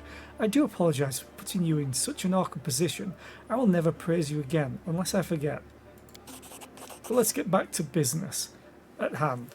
Your new assignment will be to take me to the inconspicuous ruins that are located in an even more inconspicuous valley lying between Canabras and Dresden, as soon as is reasonably practicable. I'll mark the place on your map with a large red cross so you won't forget it. What's so special about these ruins near Canabras? I'm glad you asked. This is my greatest hypothesis, my secret project, and I won't pass up the opportunity to share it with you, because you are my most loyal follower. You are worthy of possessing such knowledge. Nenia rubs her nose, and also because you are the first person to ever ask me about it. She has such a great personality. Some time ago I was walking around the border of the world wound and I met a strange person. He was wearing a frayed grey robe and his face was hidden behind an odd white mask. Of course, I didn't miss the opportunity to ask him about the reasons for his absurd appearance. And do you know what he said to me? He said, "I am the answer, but what is the question?" Then he walked off in the direction of the world wound. The next day, after I had already forgotten about the first encounter, I had another similar encounter. This time I met an elven woman, judging by the pointy ears sticking out from behind the mask. "I am the answer, but what is the question?" she said, before taking off toward the world room.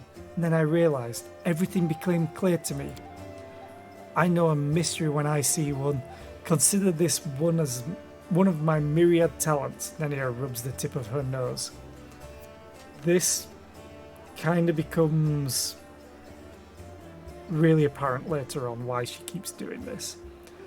After all these geysers, not geezers, all these geysers weren't simply on their way to a costume party, were they? After examining several maps, I determined they were all heading in one direction, to a place not far from Canabras, a place which is marked as Nameless Ruins, even on ancient Sarkorian maps. That's where I need to go. Unravelling the secret of that place will be my greatest discovery. It will secure my place in history, or perhaps even in legend. How do you know where we have to go? Do you know how to find a beehive in a forest? You need to catch 2 bees, set them free in 2 different locations of the forest, and remember the directions they fly in. Then you take a map and draw lines showing the bees' routes. The place where the lines intersect will mark the location of the beehive. Fascinating, yes? By the way, forest bees do not make any honey. Nenia sighs. I use the beehive principle here too. For a couple of months I tracked the strange people in the masks and observed the directions in which they were travelling. I collected the coordinates, mapped their estimated routes, and made a discovery. All the routes intersected at the Nameless Ruins not far from Canabras. What do you expect to find there? I haven't the slightest idea. If I knew what was hidden there, I wouldn't be so eager to go. These ruins aren't very far from Canabras. You could easily get there all by yourself. Why do you need me? Nenio's eyes seem ready to pop out of their sockets in surprise. Don't you see? This is a legendary secret place. Who knows what may happen to me after I lift the veil and uncover the workings of the universe? My mortal body may be unable to contain all the knowledge, or perhaps I will ascend and become equal to the gods themselves. I need you to write down everything that happens and report my fate to the interested parties in Absalom. And don't forget to praise me as I deserve while you're there. You know, these ruins of yours may turn out to be just that, ruins. Nenio shrugs. In that case, we'll write this experiment off as a failure and start another one. I don't know which experiment I'll try next. That's all I wanted to know about your task. Well, now you know, so off we go. Nenio frowns. Did I just make a rhyme? Perhaps I've discovered poetic talent in myself. Let's conduct an experiment. Quickly, say any word and I'll try to find a rhyme for it right away.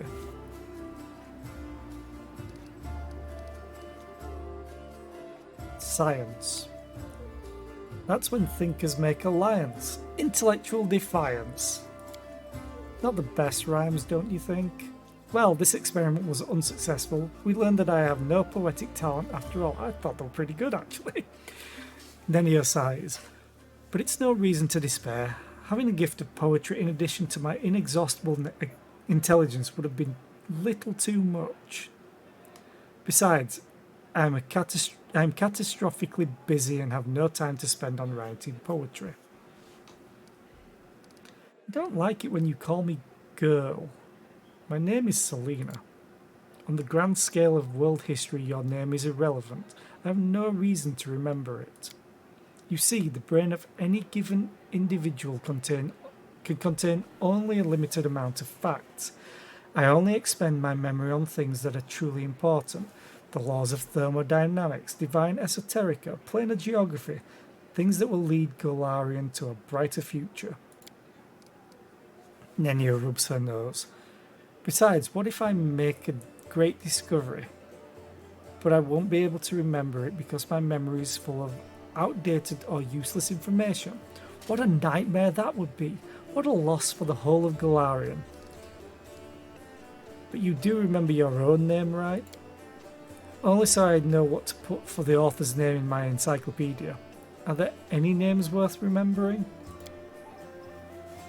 There are, and to my deepest regret, there are too many of them. Nenio heaves a sigh that would befit a grief-stricken old man. The names of gods and demigods, the names of rulers, conquerors, and other persons by some reason deemed great by the people of Golarion. They etch their names into history, and alas, every self-respecting, educated person must know them. But there are some names I am happy to remember. Great scientists, some of them divine, others mortal, true keepers of knowledge, and great experimentalists. The pioneers of knowledge. Aurori, Nethys, Arilu Vorlesh. Arilu Vorlesh opened the world once. She's the betrayer of humanity. It's her fault the demons invaded Golarion. I think I'm going to use this. I didn't expect you to mention Arilu Vorlesh. Interesting. You think so? She's the greatest of the greatest. Just imagine. She managed to open a rift from Golarion to the Abyss. No one knew how, no one believed it possible, no one even dreamed of such a thing. And she just did it. It was the experiment of the century. Nenio wipes a tear from her eye. I would have been so happy if I could have been in her place. Of course, some part of Golarion's population died as a result of her experiment, and the Crusaders are still wrestling with its consequences to this day, but the very essence of what Arilu managed to do was a breakthrough of cosmic significance, both figuratively and literally. Sooner or later, the world will be closed. Peace will return to Golarion. As for the victims of the ongoing war, they will be remembered as unfortunate but unavoidable sacrifices made at the altar of science. Nenio blinks at you, perplexed. Were we talking about something? Tell me tell me about yourself. I am an explorer, a pilgrim, a yet to be recognized scientific luminary, future author of the Encyclopedia Gallarionica. That's a mouthful to say. And rector of all Absalom's universities at once. Future rector, I should say. Nenio speaks in one breath, as if reeling off a practice monologue. That information should be enough to satisfy your curiosity, because I doubt I will be able to tell you more than that. Where are you from? That information is irrelevant. I decided to forget it. How did you become a scientist? That information is irrelevant. I've decided to forget it. You have a circle tattooed on your shoulder. What does it mean? Nenia casts a sidelong glance at her shoulder. Oh, that. I do not remember the circumstances of its creation, but I like it.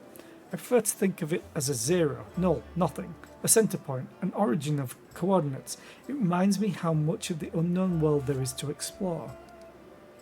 Don't you remember how you got this tattoo? That information is irrelevant. I've decided to forget it. How can you just decide to forget important pieces of information? This is just one of my many talents. The secret is to stop thinking about the thing you want to forget.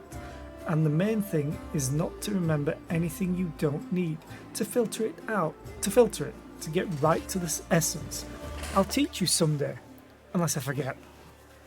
What is this encyclopedia you working on? The Encyclopedia Gallarionica will be published in 100 volumes, 1,000 pages each, plus the author's addenda, appendices added by future co-authors, and critical commentaries. Addenda indexation is still in question. Nenia looks slightly embarrassed. I just like the number 100, but I'm not sure that I'll be able to keep within the established word limit.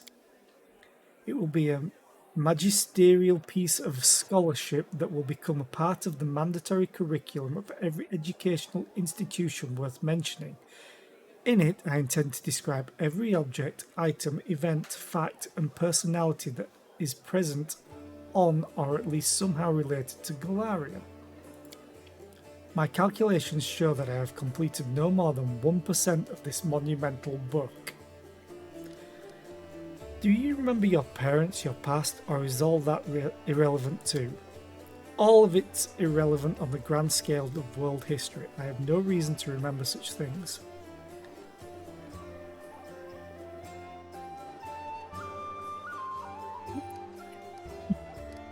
I admire the capabilities of your memory. I'm a scientific sort. I also have a lot of the skills and knowledge skills. That's why I'm choosing this. All play. Nenio stays silent and gives you a puzzled look. What? What were we talking about? I'll stop torturing you with questions for now. Eh? What were we talking about? I'd like to clarify a few things about your new task. Okay, I've already asked that. Okay. I have to go. Nenia produces a crumpled piece of paper from her sleeve and takes some notes on it.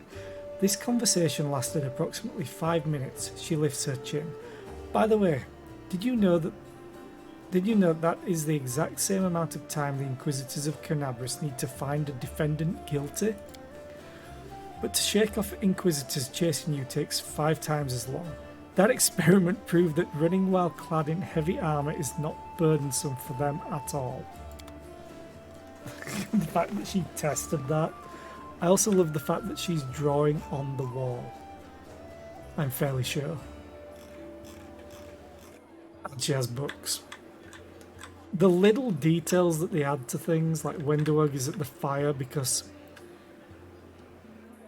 presumably being underground without the wind, granted the sun not there as much, probably kept them fairly warm, especially if they were able to light fires. So her being at the fire makes more sense. Seela, she's a paladin of Ariomade, so she's going to be with all the other people. Camellia just doesn't care, so she's at the bar. She's noble. Woljif is in the kitchen, so he can always get food if need be, because I imagine his life, that's not always a thing. Ember is at a bookshelf, because she likes to experience everything to a certain degree. And Darren is next to the storyteller, hearing stories. Staunton is sat by himself. It's all just these little touches of where to place people. Vasily Rathamus is a healer, so he's by the people that are resting. And presumably he's by the stairs for anyone that's sick upstairs. Because I imagine sick people might be resting in the beds, or it might be an infirmary upstairs. It's just so well put together. Journo's a side character that's basically helping out as much as he can, so of course he'd probably be in the kitchen. But anyway, I need to talk to the storyteller. Quick save. So, hey, I got the storyteller's ring and 368 XP. Okay. The blind elf looks better than he did in your last encounter. His clothes are clean and his pale face has some colour. The elf turns to you and listens closely.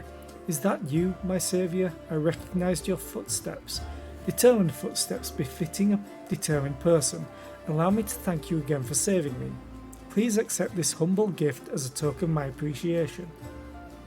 The elf hands you a small black ring with 2 scarlet runes on it.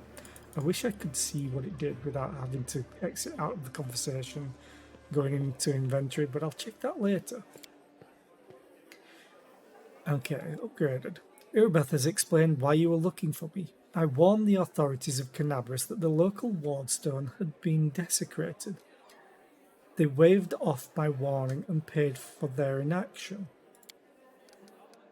I have examined many wardstones, but only in the one guarding Canabras did I sense a flaw, a spot of corruption inside, a vulnerability the demons will surely use.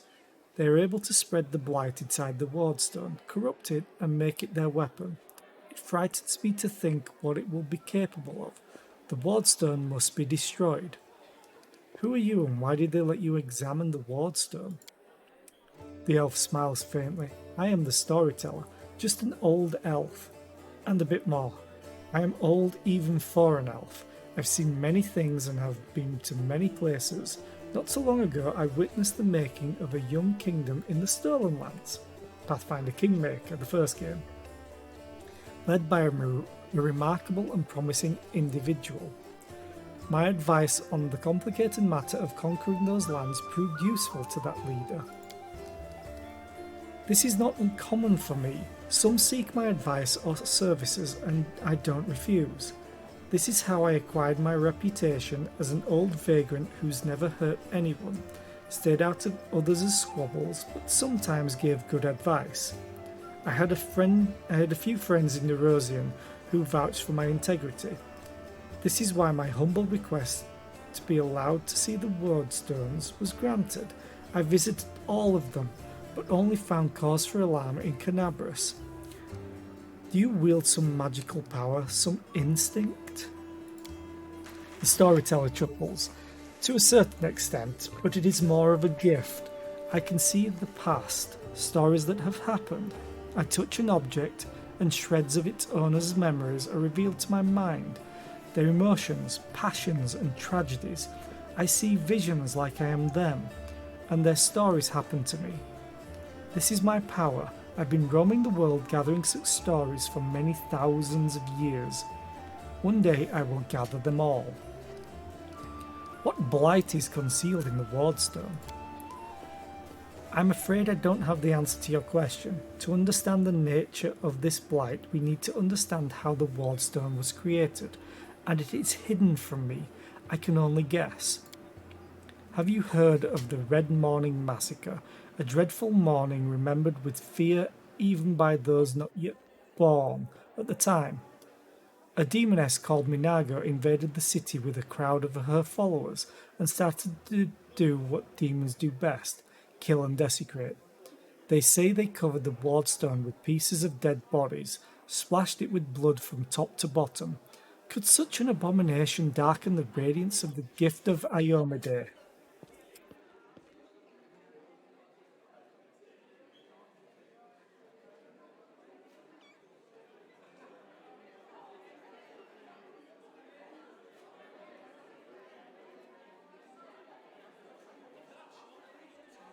The locals think this is impossible, but who knows? Sorry for the pause. It was not such the last attack, but many demons leaders brought their unholy forces here. Even the terrifying Bela Karamzadeh. Some of these names. Their attacks were rebuffed, but they still reached their target. I think this is when the seed of corruption was planted in the stone. It wouldn't have grown on its own, but Discara himself has now come to take advantage of this weakness, to open the abscess that has been festering for years, unnoticed by the people of Canabras. And when the demon lord struck the blow, the weakened stone gave in. Now it's in demon hands and nothing is stopping them from spreading the blight throughout the entire stone, and from it to the other stones along the whole perimeter of the world wound. Why did you travel to the ward stones? I tried to see their stories. The visions I had when I touched the ward stones were unclear. I saw hundreds, maybe thousands of different stories at the same time. They followed each other like flashes of lightning. It was impossible to separate them. I couldn't understand where one of them ended and the next began. I have heard you, storyteller. In that case, you must make every possible effort to destroy the corruption. Unfortunately, I don't know where to get an instrument powerful enough to banish it from the wardstone. As far as I know, there is nothing like it in Canabras, but the demons might have something. I heard the dying roar of Terendil of the Silver Dragon, the protector of the city. At the same time, I felt a wave of unfamiliar power sweep over me from head to toe.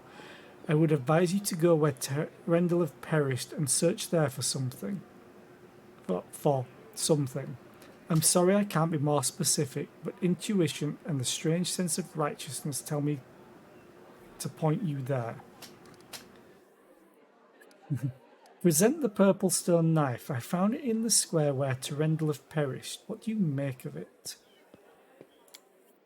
The storyteller reaches out and says softly, even from here I can feel strange energies emanating from this object.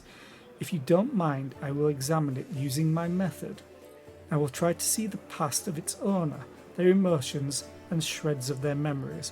Maybe it'll help us better understand what we are dealing with. The storyteller touches the knife, his fingers clamping around the hilt with a hungry, masterful grip. His face contorts into an evil grimace, and his voice disgustingly raspy. Hunger. My many legs bring me into the lair, to my mother's feasting hall. Her swollen body, overfilled with food, is so huge that I have to look at it with all of my eyes at once. On top is her scrawny little head, with a long beak that is always yearning for more food. You feel feverish, and your chest, where the mysterious wound is concealed, feels hot. Your mind is flooded with a wave of visions that repeat the words of the old elf. Mother greets me with a placid screech. Stupid, greedy wretch, whose only achievement is my birth, a creeping, wingless creature. It's your fault I have no wings, a symbol of greatness, a birthright I should have received from my mighty father. Mother points me to a crowd of whimpering subjects, suggesting I fortify myself with their pathetic flesh. Not today. I summon my spawn and they fly to me, enveloping me in a teeming cloud. Like dark, buzzing wings, they unfold behind my back and lift me up. Mother has always been stronger, but she did not expect this. I dive on her and rip her limp, bloated body with my claws. Ichor splatters, the bone spurs on my heels sink into her flesh. I clench her pitiful tiny head and tear it off along with shreds of meat. Victory! I am the strongest. I am the son of my winged father. The elf grimaces with distaste. His voice becomes normal again. Appalling. Stories like that are the most difficult ones to keep with me. Did this knife belong to a demon? The storyteller opens his mouth to answer, but a sudden spasm crosses his face. A new vision, a much stronger one, engulfs the old elf. The malevolent undertones vanish from his voice as it grows more determined and tired. Even looking at the wardstone is difficult. Despite the corruption nesting in it, it still has an aura of strength. Your fingers clench the stone hilt so tight it hurts. A little spot on the flawless surface of the wardstone draws your attention. It looks like a butterfly. Corruption in the guise of something utterly harmless, but it will grow. You swing and stab the butterfly with the knife as hard as you can. Your fingers cramp painfully. A howl invades your ears. Light, white light everywhere. The stone knife falls from the old elf's hand. Out of breath, he drops to his knees. He is trembling with terror on his face, so unlike his usual dignified manner. What was that? That was not the past. That was something that is yet to happen, or rather might happen. One of the roads to the future. In one of the possible future. This item will help you to cleanse the wardstone or to destroy it. You feel a longing to take the stone, chisel and plunge it into your chest, right into the wound that has opened up in it. It is hard to resist this feeling, but at the last moment your self-preservation instinct takes over and you manage to keep control of your own hands. The old man stands up. He looks completely stunned. Never before has anything like this happened to me. But how? I am not an oracle or a prophet. Or is this another riddle from the past that has caught up to me? I must find out. Seeing stories that have happened is one thing, but seeing stories that are yet to happen, I don't know why this is happening now. But there is one thing I'm sure of. This is not a coincidence. This is a sign of coming changes, great changes. I shared your vision, and this knife tempted me. Did you see what I saw? This has never happened before. Could it be the magic of the object that you brought me? I sense dark energies in it that can cloud and charm the mind. Be careful with this item. It may have tried to influence you, but you managed to overcome its power and subdue it. Or perhaps something else happened to us, something we don't yet understand. Questions like this just make me think of Dragon Ball Z Abridged. It's like, I can see the future. Can you see the future? I don't know. Obviously, I can, but nothing like this has ever happened to me before. The future never opened its secrets to me before I met you. Gods, who are you and why have our paths crossed? I feel this is not a coincidence. Something momentous is happening.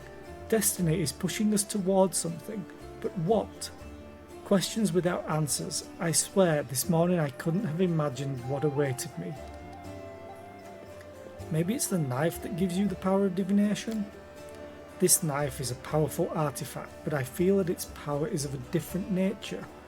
No, I felt the same as I do when I tell the past. This is my gift, but manifested in a completely abnormal way. Is what you saw destined to happen? No, the future is not set. It used to be a long time ago when the god Arodin guarded Galarian, but not now. Prophecies do not come true.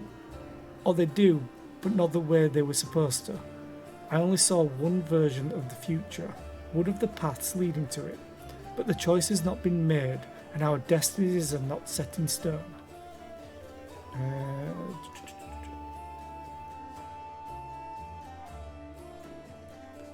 Oh yeah, he's presumed dead, one of the gods. Oh, there's an ad. I'm going to have a quick drink while this is playing.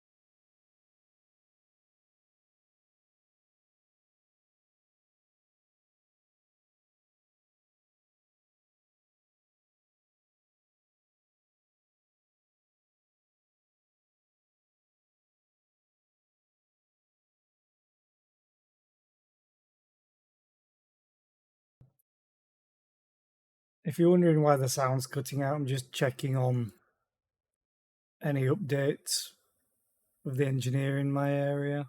Hope to fix my ISP issues. Nope, still nothing. And no text messages. Okay.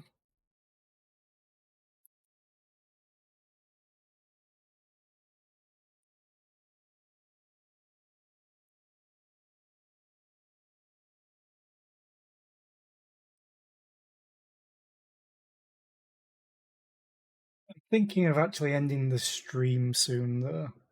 Because again, this is just not nice to deal with.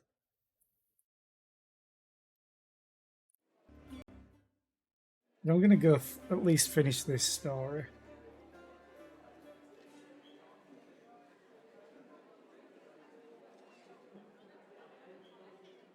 Hopefully my ISP issues are fixed by 8 o'clock tonight. What I'm hoping. The annoying thing is I wanted to stream a lot longer this week. Because I'm on holiday from work. Because it was my birthday week. But looks like that's not happening. Okay, where were we? Who were you in your vision? I don't know. Someone strong and desperate enough to resort to extreme measures. I felt that what I was doing had to be done. Your powers are amazing. A few minutes ago I would have agreed with you, but the thing that just happened, it disturbs me.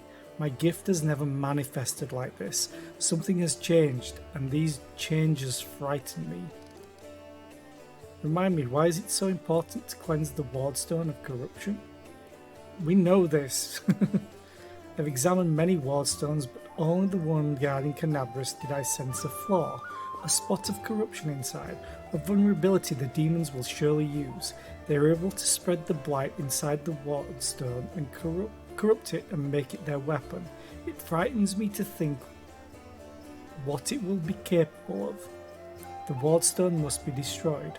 I have heard you, storyteller. We must do all we can to cleanse this corruption. Please examine the items I'm carrying. Perhaps some of them could tell us a story. The storyteller nods politely. Let me touch them, and I'll tell you what I can see. The old elf carefully takes Yaniel's sword, Radiance.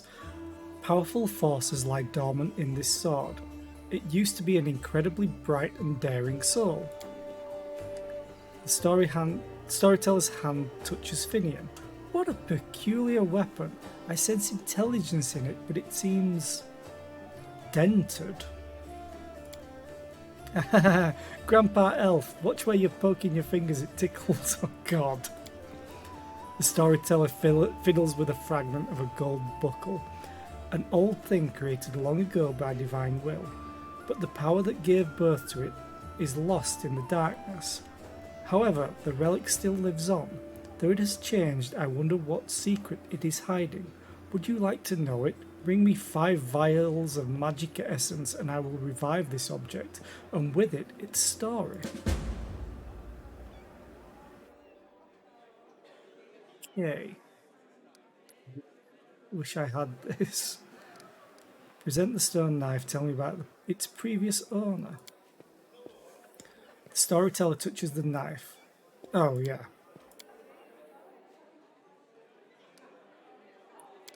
So it's literally just, hello, Grandpa Elf. The storyteller carefully takes Finian from your hands. Hello, Finian. He closes his eyes and takes a deep breath. His face contorts into a painful grimace. I'm coming to again.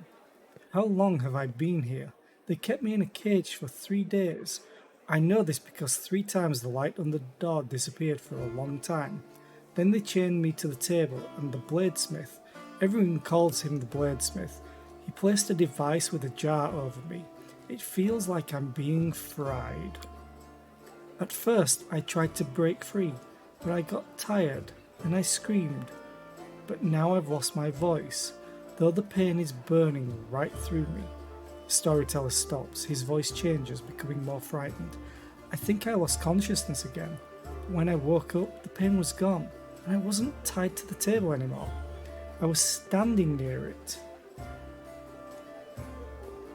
and someone else was lying on the table, a burned corpse covered with a black crust. The master took out a handsaw and was sawing off his head in a very focused way. I should have run back then, but I couldn't for some reason. This burned corpse had a symbol on his belt, just like I do. An eye and a star, my favourite belt, a good one. Where would a stranger get one? It must have been someone from my clan, some distant family member. The storyteller stops. When he speaks again, you hear only a muffled whisper. Those crusaders, I was glad when I saw them. I thought they'd come to help, but how? How was it that I killed them all? Someone told me to, and I obeyed. I don't understand. I understand nothing now. I need to catch my breath. I need all this to stop, even just for a minute. I have to understand what's happening to me. Just need to rest. The storyteller shakes his head, slowly coming to his senses. That is Finian's past, but what awaits him in the future? The dead have no future, but the storyteller smiles. I see an endless ocean on a good day and a boat flying over the waves. I am so excited, but I don't know whose vision this is. Is this a soul existing here and now, or a soul reborn? Thank you for your story. Storyteller gives Finian back to you. Please take care of this young lad. He's finally in the right hands. Do not worsen his suffering by involving him in dishonourable deeds. Come on, Grandpa Elf. I can take care of myself. I'm not a kid. I don't know what horrors you were talking about, but don't you worry about it, alright? Look after yourself. Present Radiance. What do you see in its past? Storyteller touches the blade with his finger. Sadness rings in his voice. Dresden is doomed. Demons attacked right when we lost the protection of the Sword of Valor. My city, my bastion of hope. We built you as a symbol that the lands mutilated by the Abyss could still be restored to mortals. Now, you are perishing and there is nothing I can do. We retreat. No, we flee. A frightened crowd rushes out into the night through the southern gate. They are chased by the angry howls of demons, killing the last defenders of the citadel. My heart goes out to them, but I'm standing still on the wall. I am covering the retreat. Demons do not attack. They seethe around you, fall from the sky, strike from all sides at once. They can't be stopped, but they can be distracted. I run to the upper floor of the gate tower. Radiance glows with a golden light in my hands. I permit myself to close my eyes for just one heartbeat.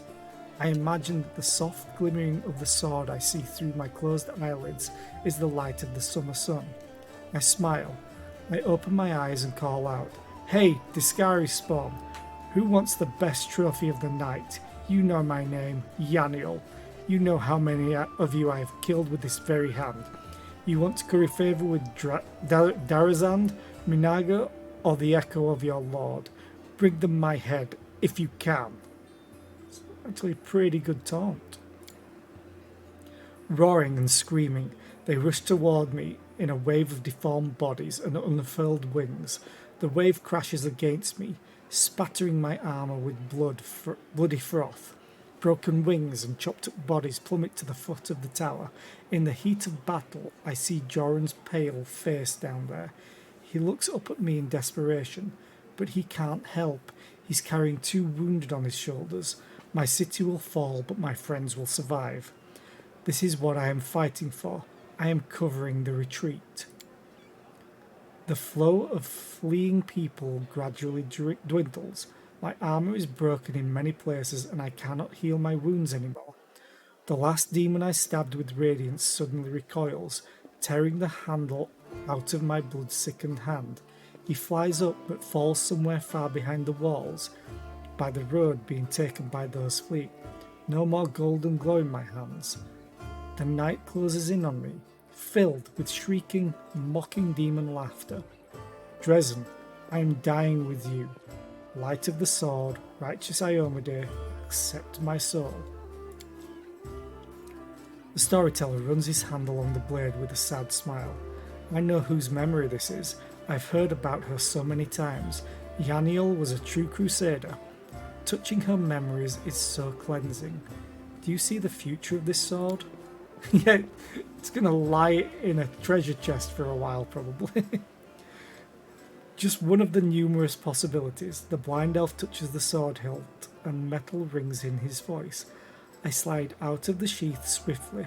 I proudly watch the army of warriors led by my lady. I sing, slashing the air, putting courage in their hearts. I am radiance. Tremble, city of Dresden. My lady Yaniel has perished, but I am not yet done yet. Charge! Oh. It's probably Queen Galfrey. The storyteller returns the sword to you. It is nice to know that this sword's glory days are not over. It has many battles ahead. Take care of it. It is a glorious sword. We have more important things to do. Return with new stories. I will be waiting. Can I help you? The storyteller nods gratefully. I appreciate your offer. I have reason to believe that somewhere in Canabras there is a manuscript authored by an elf from Kyonin who witnessed Earthfall. Oh yeah, shower of meteorites.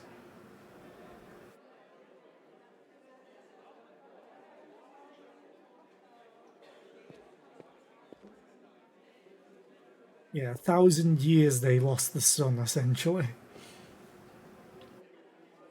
The storyteller's voice suddenly breaks, and he stops for a moment. For personal reasons, I would like to examine it, but no matter how hard I try, I have failed to find it. Even in the Blackwing Library, I only found a mention that the manuscript exists and is held somewhere in the city. Okay. I assume it's stored at the Grey Garrison. They wouldn't let me into the archive when I visited. All those crusaders were nervous about the strange blind elf interested in their secrets. It's understandable, the crusade naturally made them a little paranoid. But now the Grey Garrison has fallen into the enemy's hands. I would be grateful if I could see the manuscript. Okay, I want to know more about you. Oh god, so much reading. Or rather, so much talking for me. It's not so much the reading because I love the lore. The old elf permits himself a faint smile. I am not surprised. A strange, peculiar-looking elf with unusual powers who comes from afar and calls himself a collector of stories. Such things usually spark some interest. I will answer your questions. Who are you and where are you from? Who's your daddy and what does he do? Before, I would have said that I was a blacksmith from Kyonin who lost his sight and then found his true calling in a new craft, that of a storyteller, but I have lately begun to suspect that those words are no more than a lie. The old elf chuckles sadly. It's quite the irony. I never thought I'd have cause to complain about my memory. It holds the stories of the entire world, but I've noticed more and more alarmingly signs recently. I encounter ancient stories and see myself in them. I don't remember these events, but stories cannot lie, so it means that my memory is lying, and I intend to get to the bottom of it. I'm looking for proof that my visions are true, and for the reason why my past has been hidden from me. You look ancient. I thought elves didn't get old. The blind man straightens his bony back with dignity. As you can see, we do if we manage to live for many thousands of years.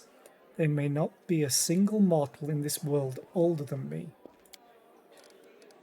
The storyteller sighs and continues with a sad smile. Anyway, it's not about time, it's about the stories I keep inside. There is so much suffering and sadness in this world, and in my stories too. I've lived every one of them. I've drunk this bitter experience and accepted it in my heart.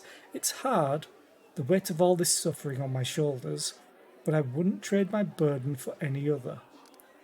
Where did you get your strange powers? The storyteller shrugs.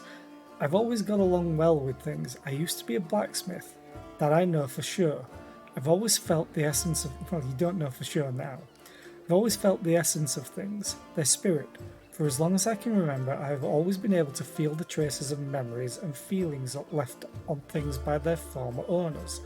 I don't know where this gift comes from. Maybe having taken my sight, the gods granted me another sense. How do you see into the future? I cannot say, such visions are new to me. My instinct has always worked toward the past, not the future. But some things change. Everything changes. So do I. Perhaps right now the stories that are yet to happen are more important than the ones that have happened already. Why did you come to the world wound? Searching for the truth about my real past has brought me here. I saw myself in others as stories. In them I was called the elf in the tower. Now I'm looking for this tower. My tower. Everywhere. I've been to many places. I've visited islands and deserts, but I haven't found it. There are very few uncharted territories on my map. The world wound is one of them. How do you collect stories? The same way a court philanderer collects his conquests. The way a healer has a personal cemetery of patients he failed to save. The way every person, including you, has a box of secret, most precious experiences deep down in their soul that no one is allowed to touch. The world is not made of things or matter even, it's made of stories. They move from past to the future, piercing our world at the point of here and now. They give meaning to everything. They are the meaning, and everything else is only the setting required for stories to exist. There is nothing more real and alive than a story. And anything real and alive can die or be destroyed, distorted, forgotten. But as long as I carry these stories within me, they will not be lost. This is why I don't often share my stories. By sharing them with you, I give you the right to tell it to others, to distort it and embellish it inadvertently or inadvertently. How can I be sure you will keep its original purity? Stories travel from one person to another. They change, they become distorted, turn into tall tales. This is why I keep my stories to myself. I have no more questions. I have a few questions about her encounter in the Blackwing Library. After telling you I have no more questions. Of course, I make no secret of why I came to the library. I was looking for something. What were you doing there? I was looking for a very old thing. Rumour has it some ancient scroll or a book page about the times of Earthfall is held in Canabras. According to the legend, it describes the last days of the proud kingdom of Kyonan, later abandoned by the elves fleeing Galarian. I have a vague hope that the events described in it will shed some light on my past. Did you find what you were looking for? The storyteller shakes his head gloomily. Alas, no, but I found proof that the book I'm looking for is in Canabras. Or at least a part of it is. I see. Thank you again for your help. I have to go. I wish you interesting adventures. Whew. Yeah, now I have to talk to Irabeth. Talk to everybody now. Let's save. Still dropping frames by the looks. Yep, there they go. Well, it's going between green and yellow now. Nope, there's the orange. Okay. We're going to talk to Irabeth. I'm going to go through all this conversation, probably start the next section, but then I'm probably going to end stream because I'm sick of just dropping all these frames. I really am. Irabeth rubs her head and tired eyes. Any success? How is the city? What is our strategy for the attack on Grey Garrison? I shall lead the rest of my forces in a frontal assault. This will distract the enemy enough to let you use the secret passage and reach the wardstone. Destroy it before the demons turn Iomede's gift into a weapon of the abyss. I wonder if you would join forces in the frontal assault if you don't find the secret passage. Most of the allies you found will join my forces, but you can expect a certain amount of support from them. A Problem with Desnans is that you never know what to expect from those daydreamers.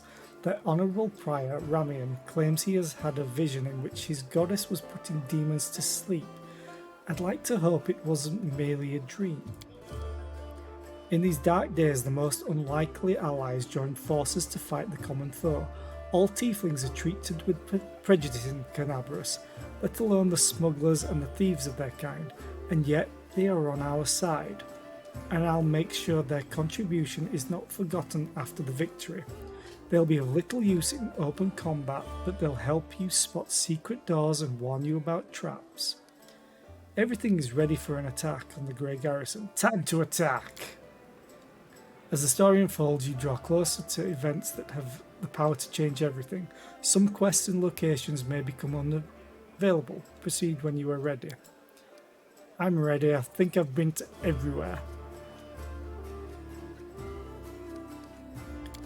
But just in case...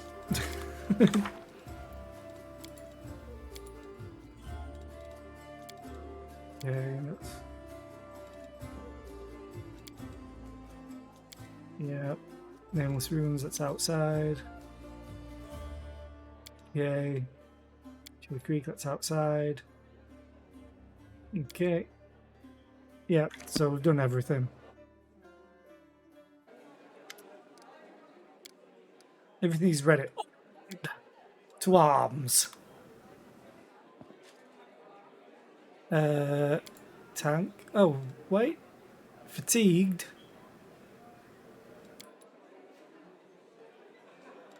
Let us rest a moment, because screw being fatigued. Because I think that's just because she doesn't have the best constitution, I don't think. Yeah, it's permanent, so I need to rest. You cannot rest here, but you're letting me.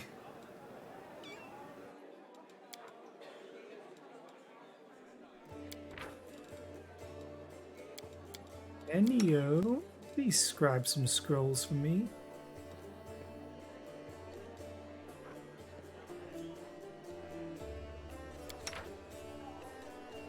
Knowledge.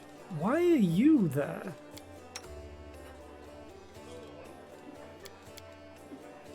Knowledge World 16. Okay. Onion soup. Let's manage that. Spicy pastry. +5 movement speed bonus for a day. It's Waldif's favourite.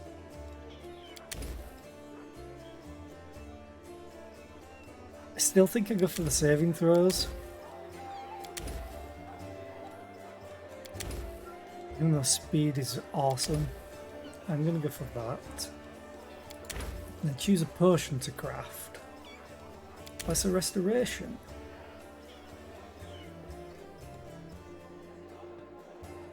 Click to downgrade.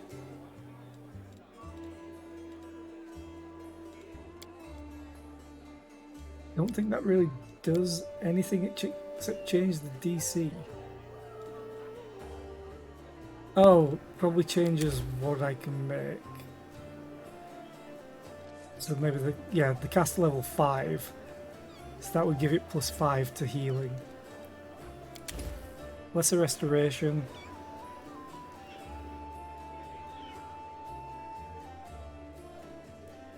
It failed that DC. Screw it, let's leave it cast level 5.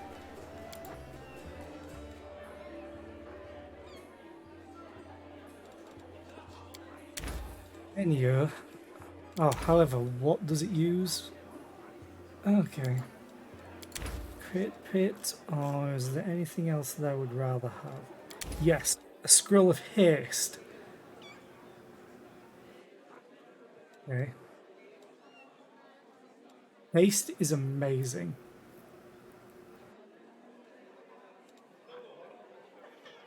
All allies within a 30-foot radius burst.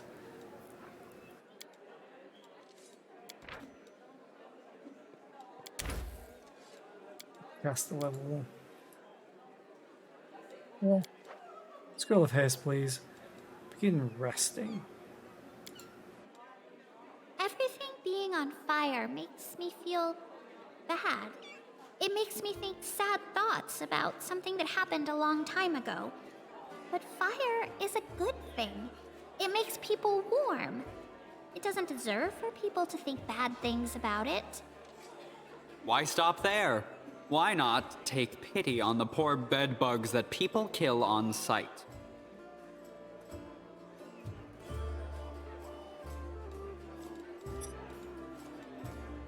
Progressed successfully. Does that mean I have the scroll now? How long did it take?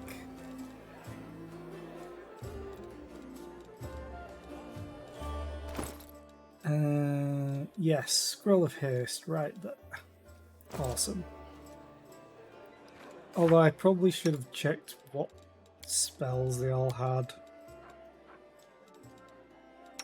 I think I actually filled because you're spontaneous cast, that's fine.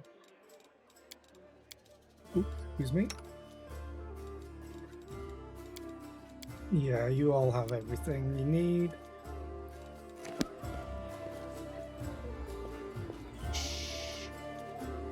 Okay. Now we quick save. Third time's the charm. Everything is ready for an attack on the Grey Garrison. Time to attack. Onward. To arms. You, and you. Leave these two behind.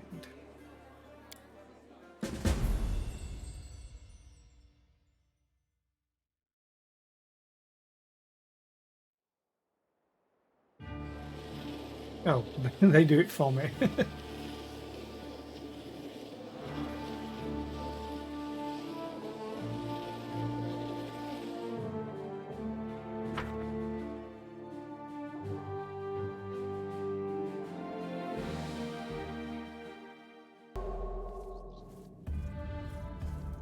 Hey, the Desna Initiates. Okay. And the Tieflings. Awesome. However, I'm going to save because I am really sick of all the frame drops. So I'm going to end the stream. Go back to this tomorrow, hopefully. But because I've ended the stream early today and yesterday because of the issues I've been having, I think I might try and start 2 hours early tomorrow and go for a much longer stream than normal.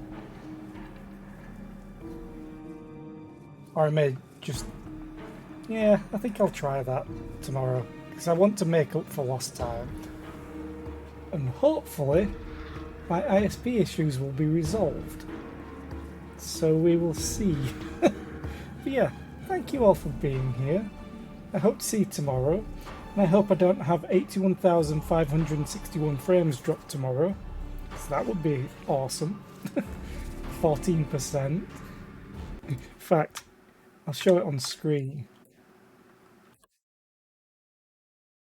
That's what I've dropped today.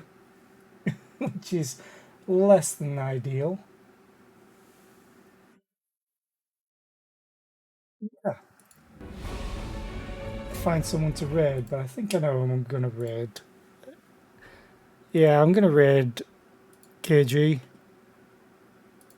Because that's always fun. He's playing Dismantle again. So, survival, crafting, running around. You just can't get away from games like that. So yeah, thank you all for being here. And I hope to see you tomorrow. Bye.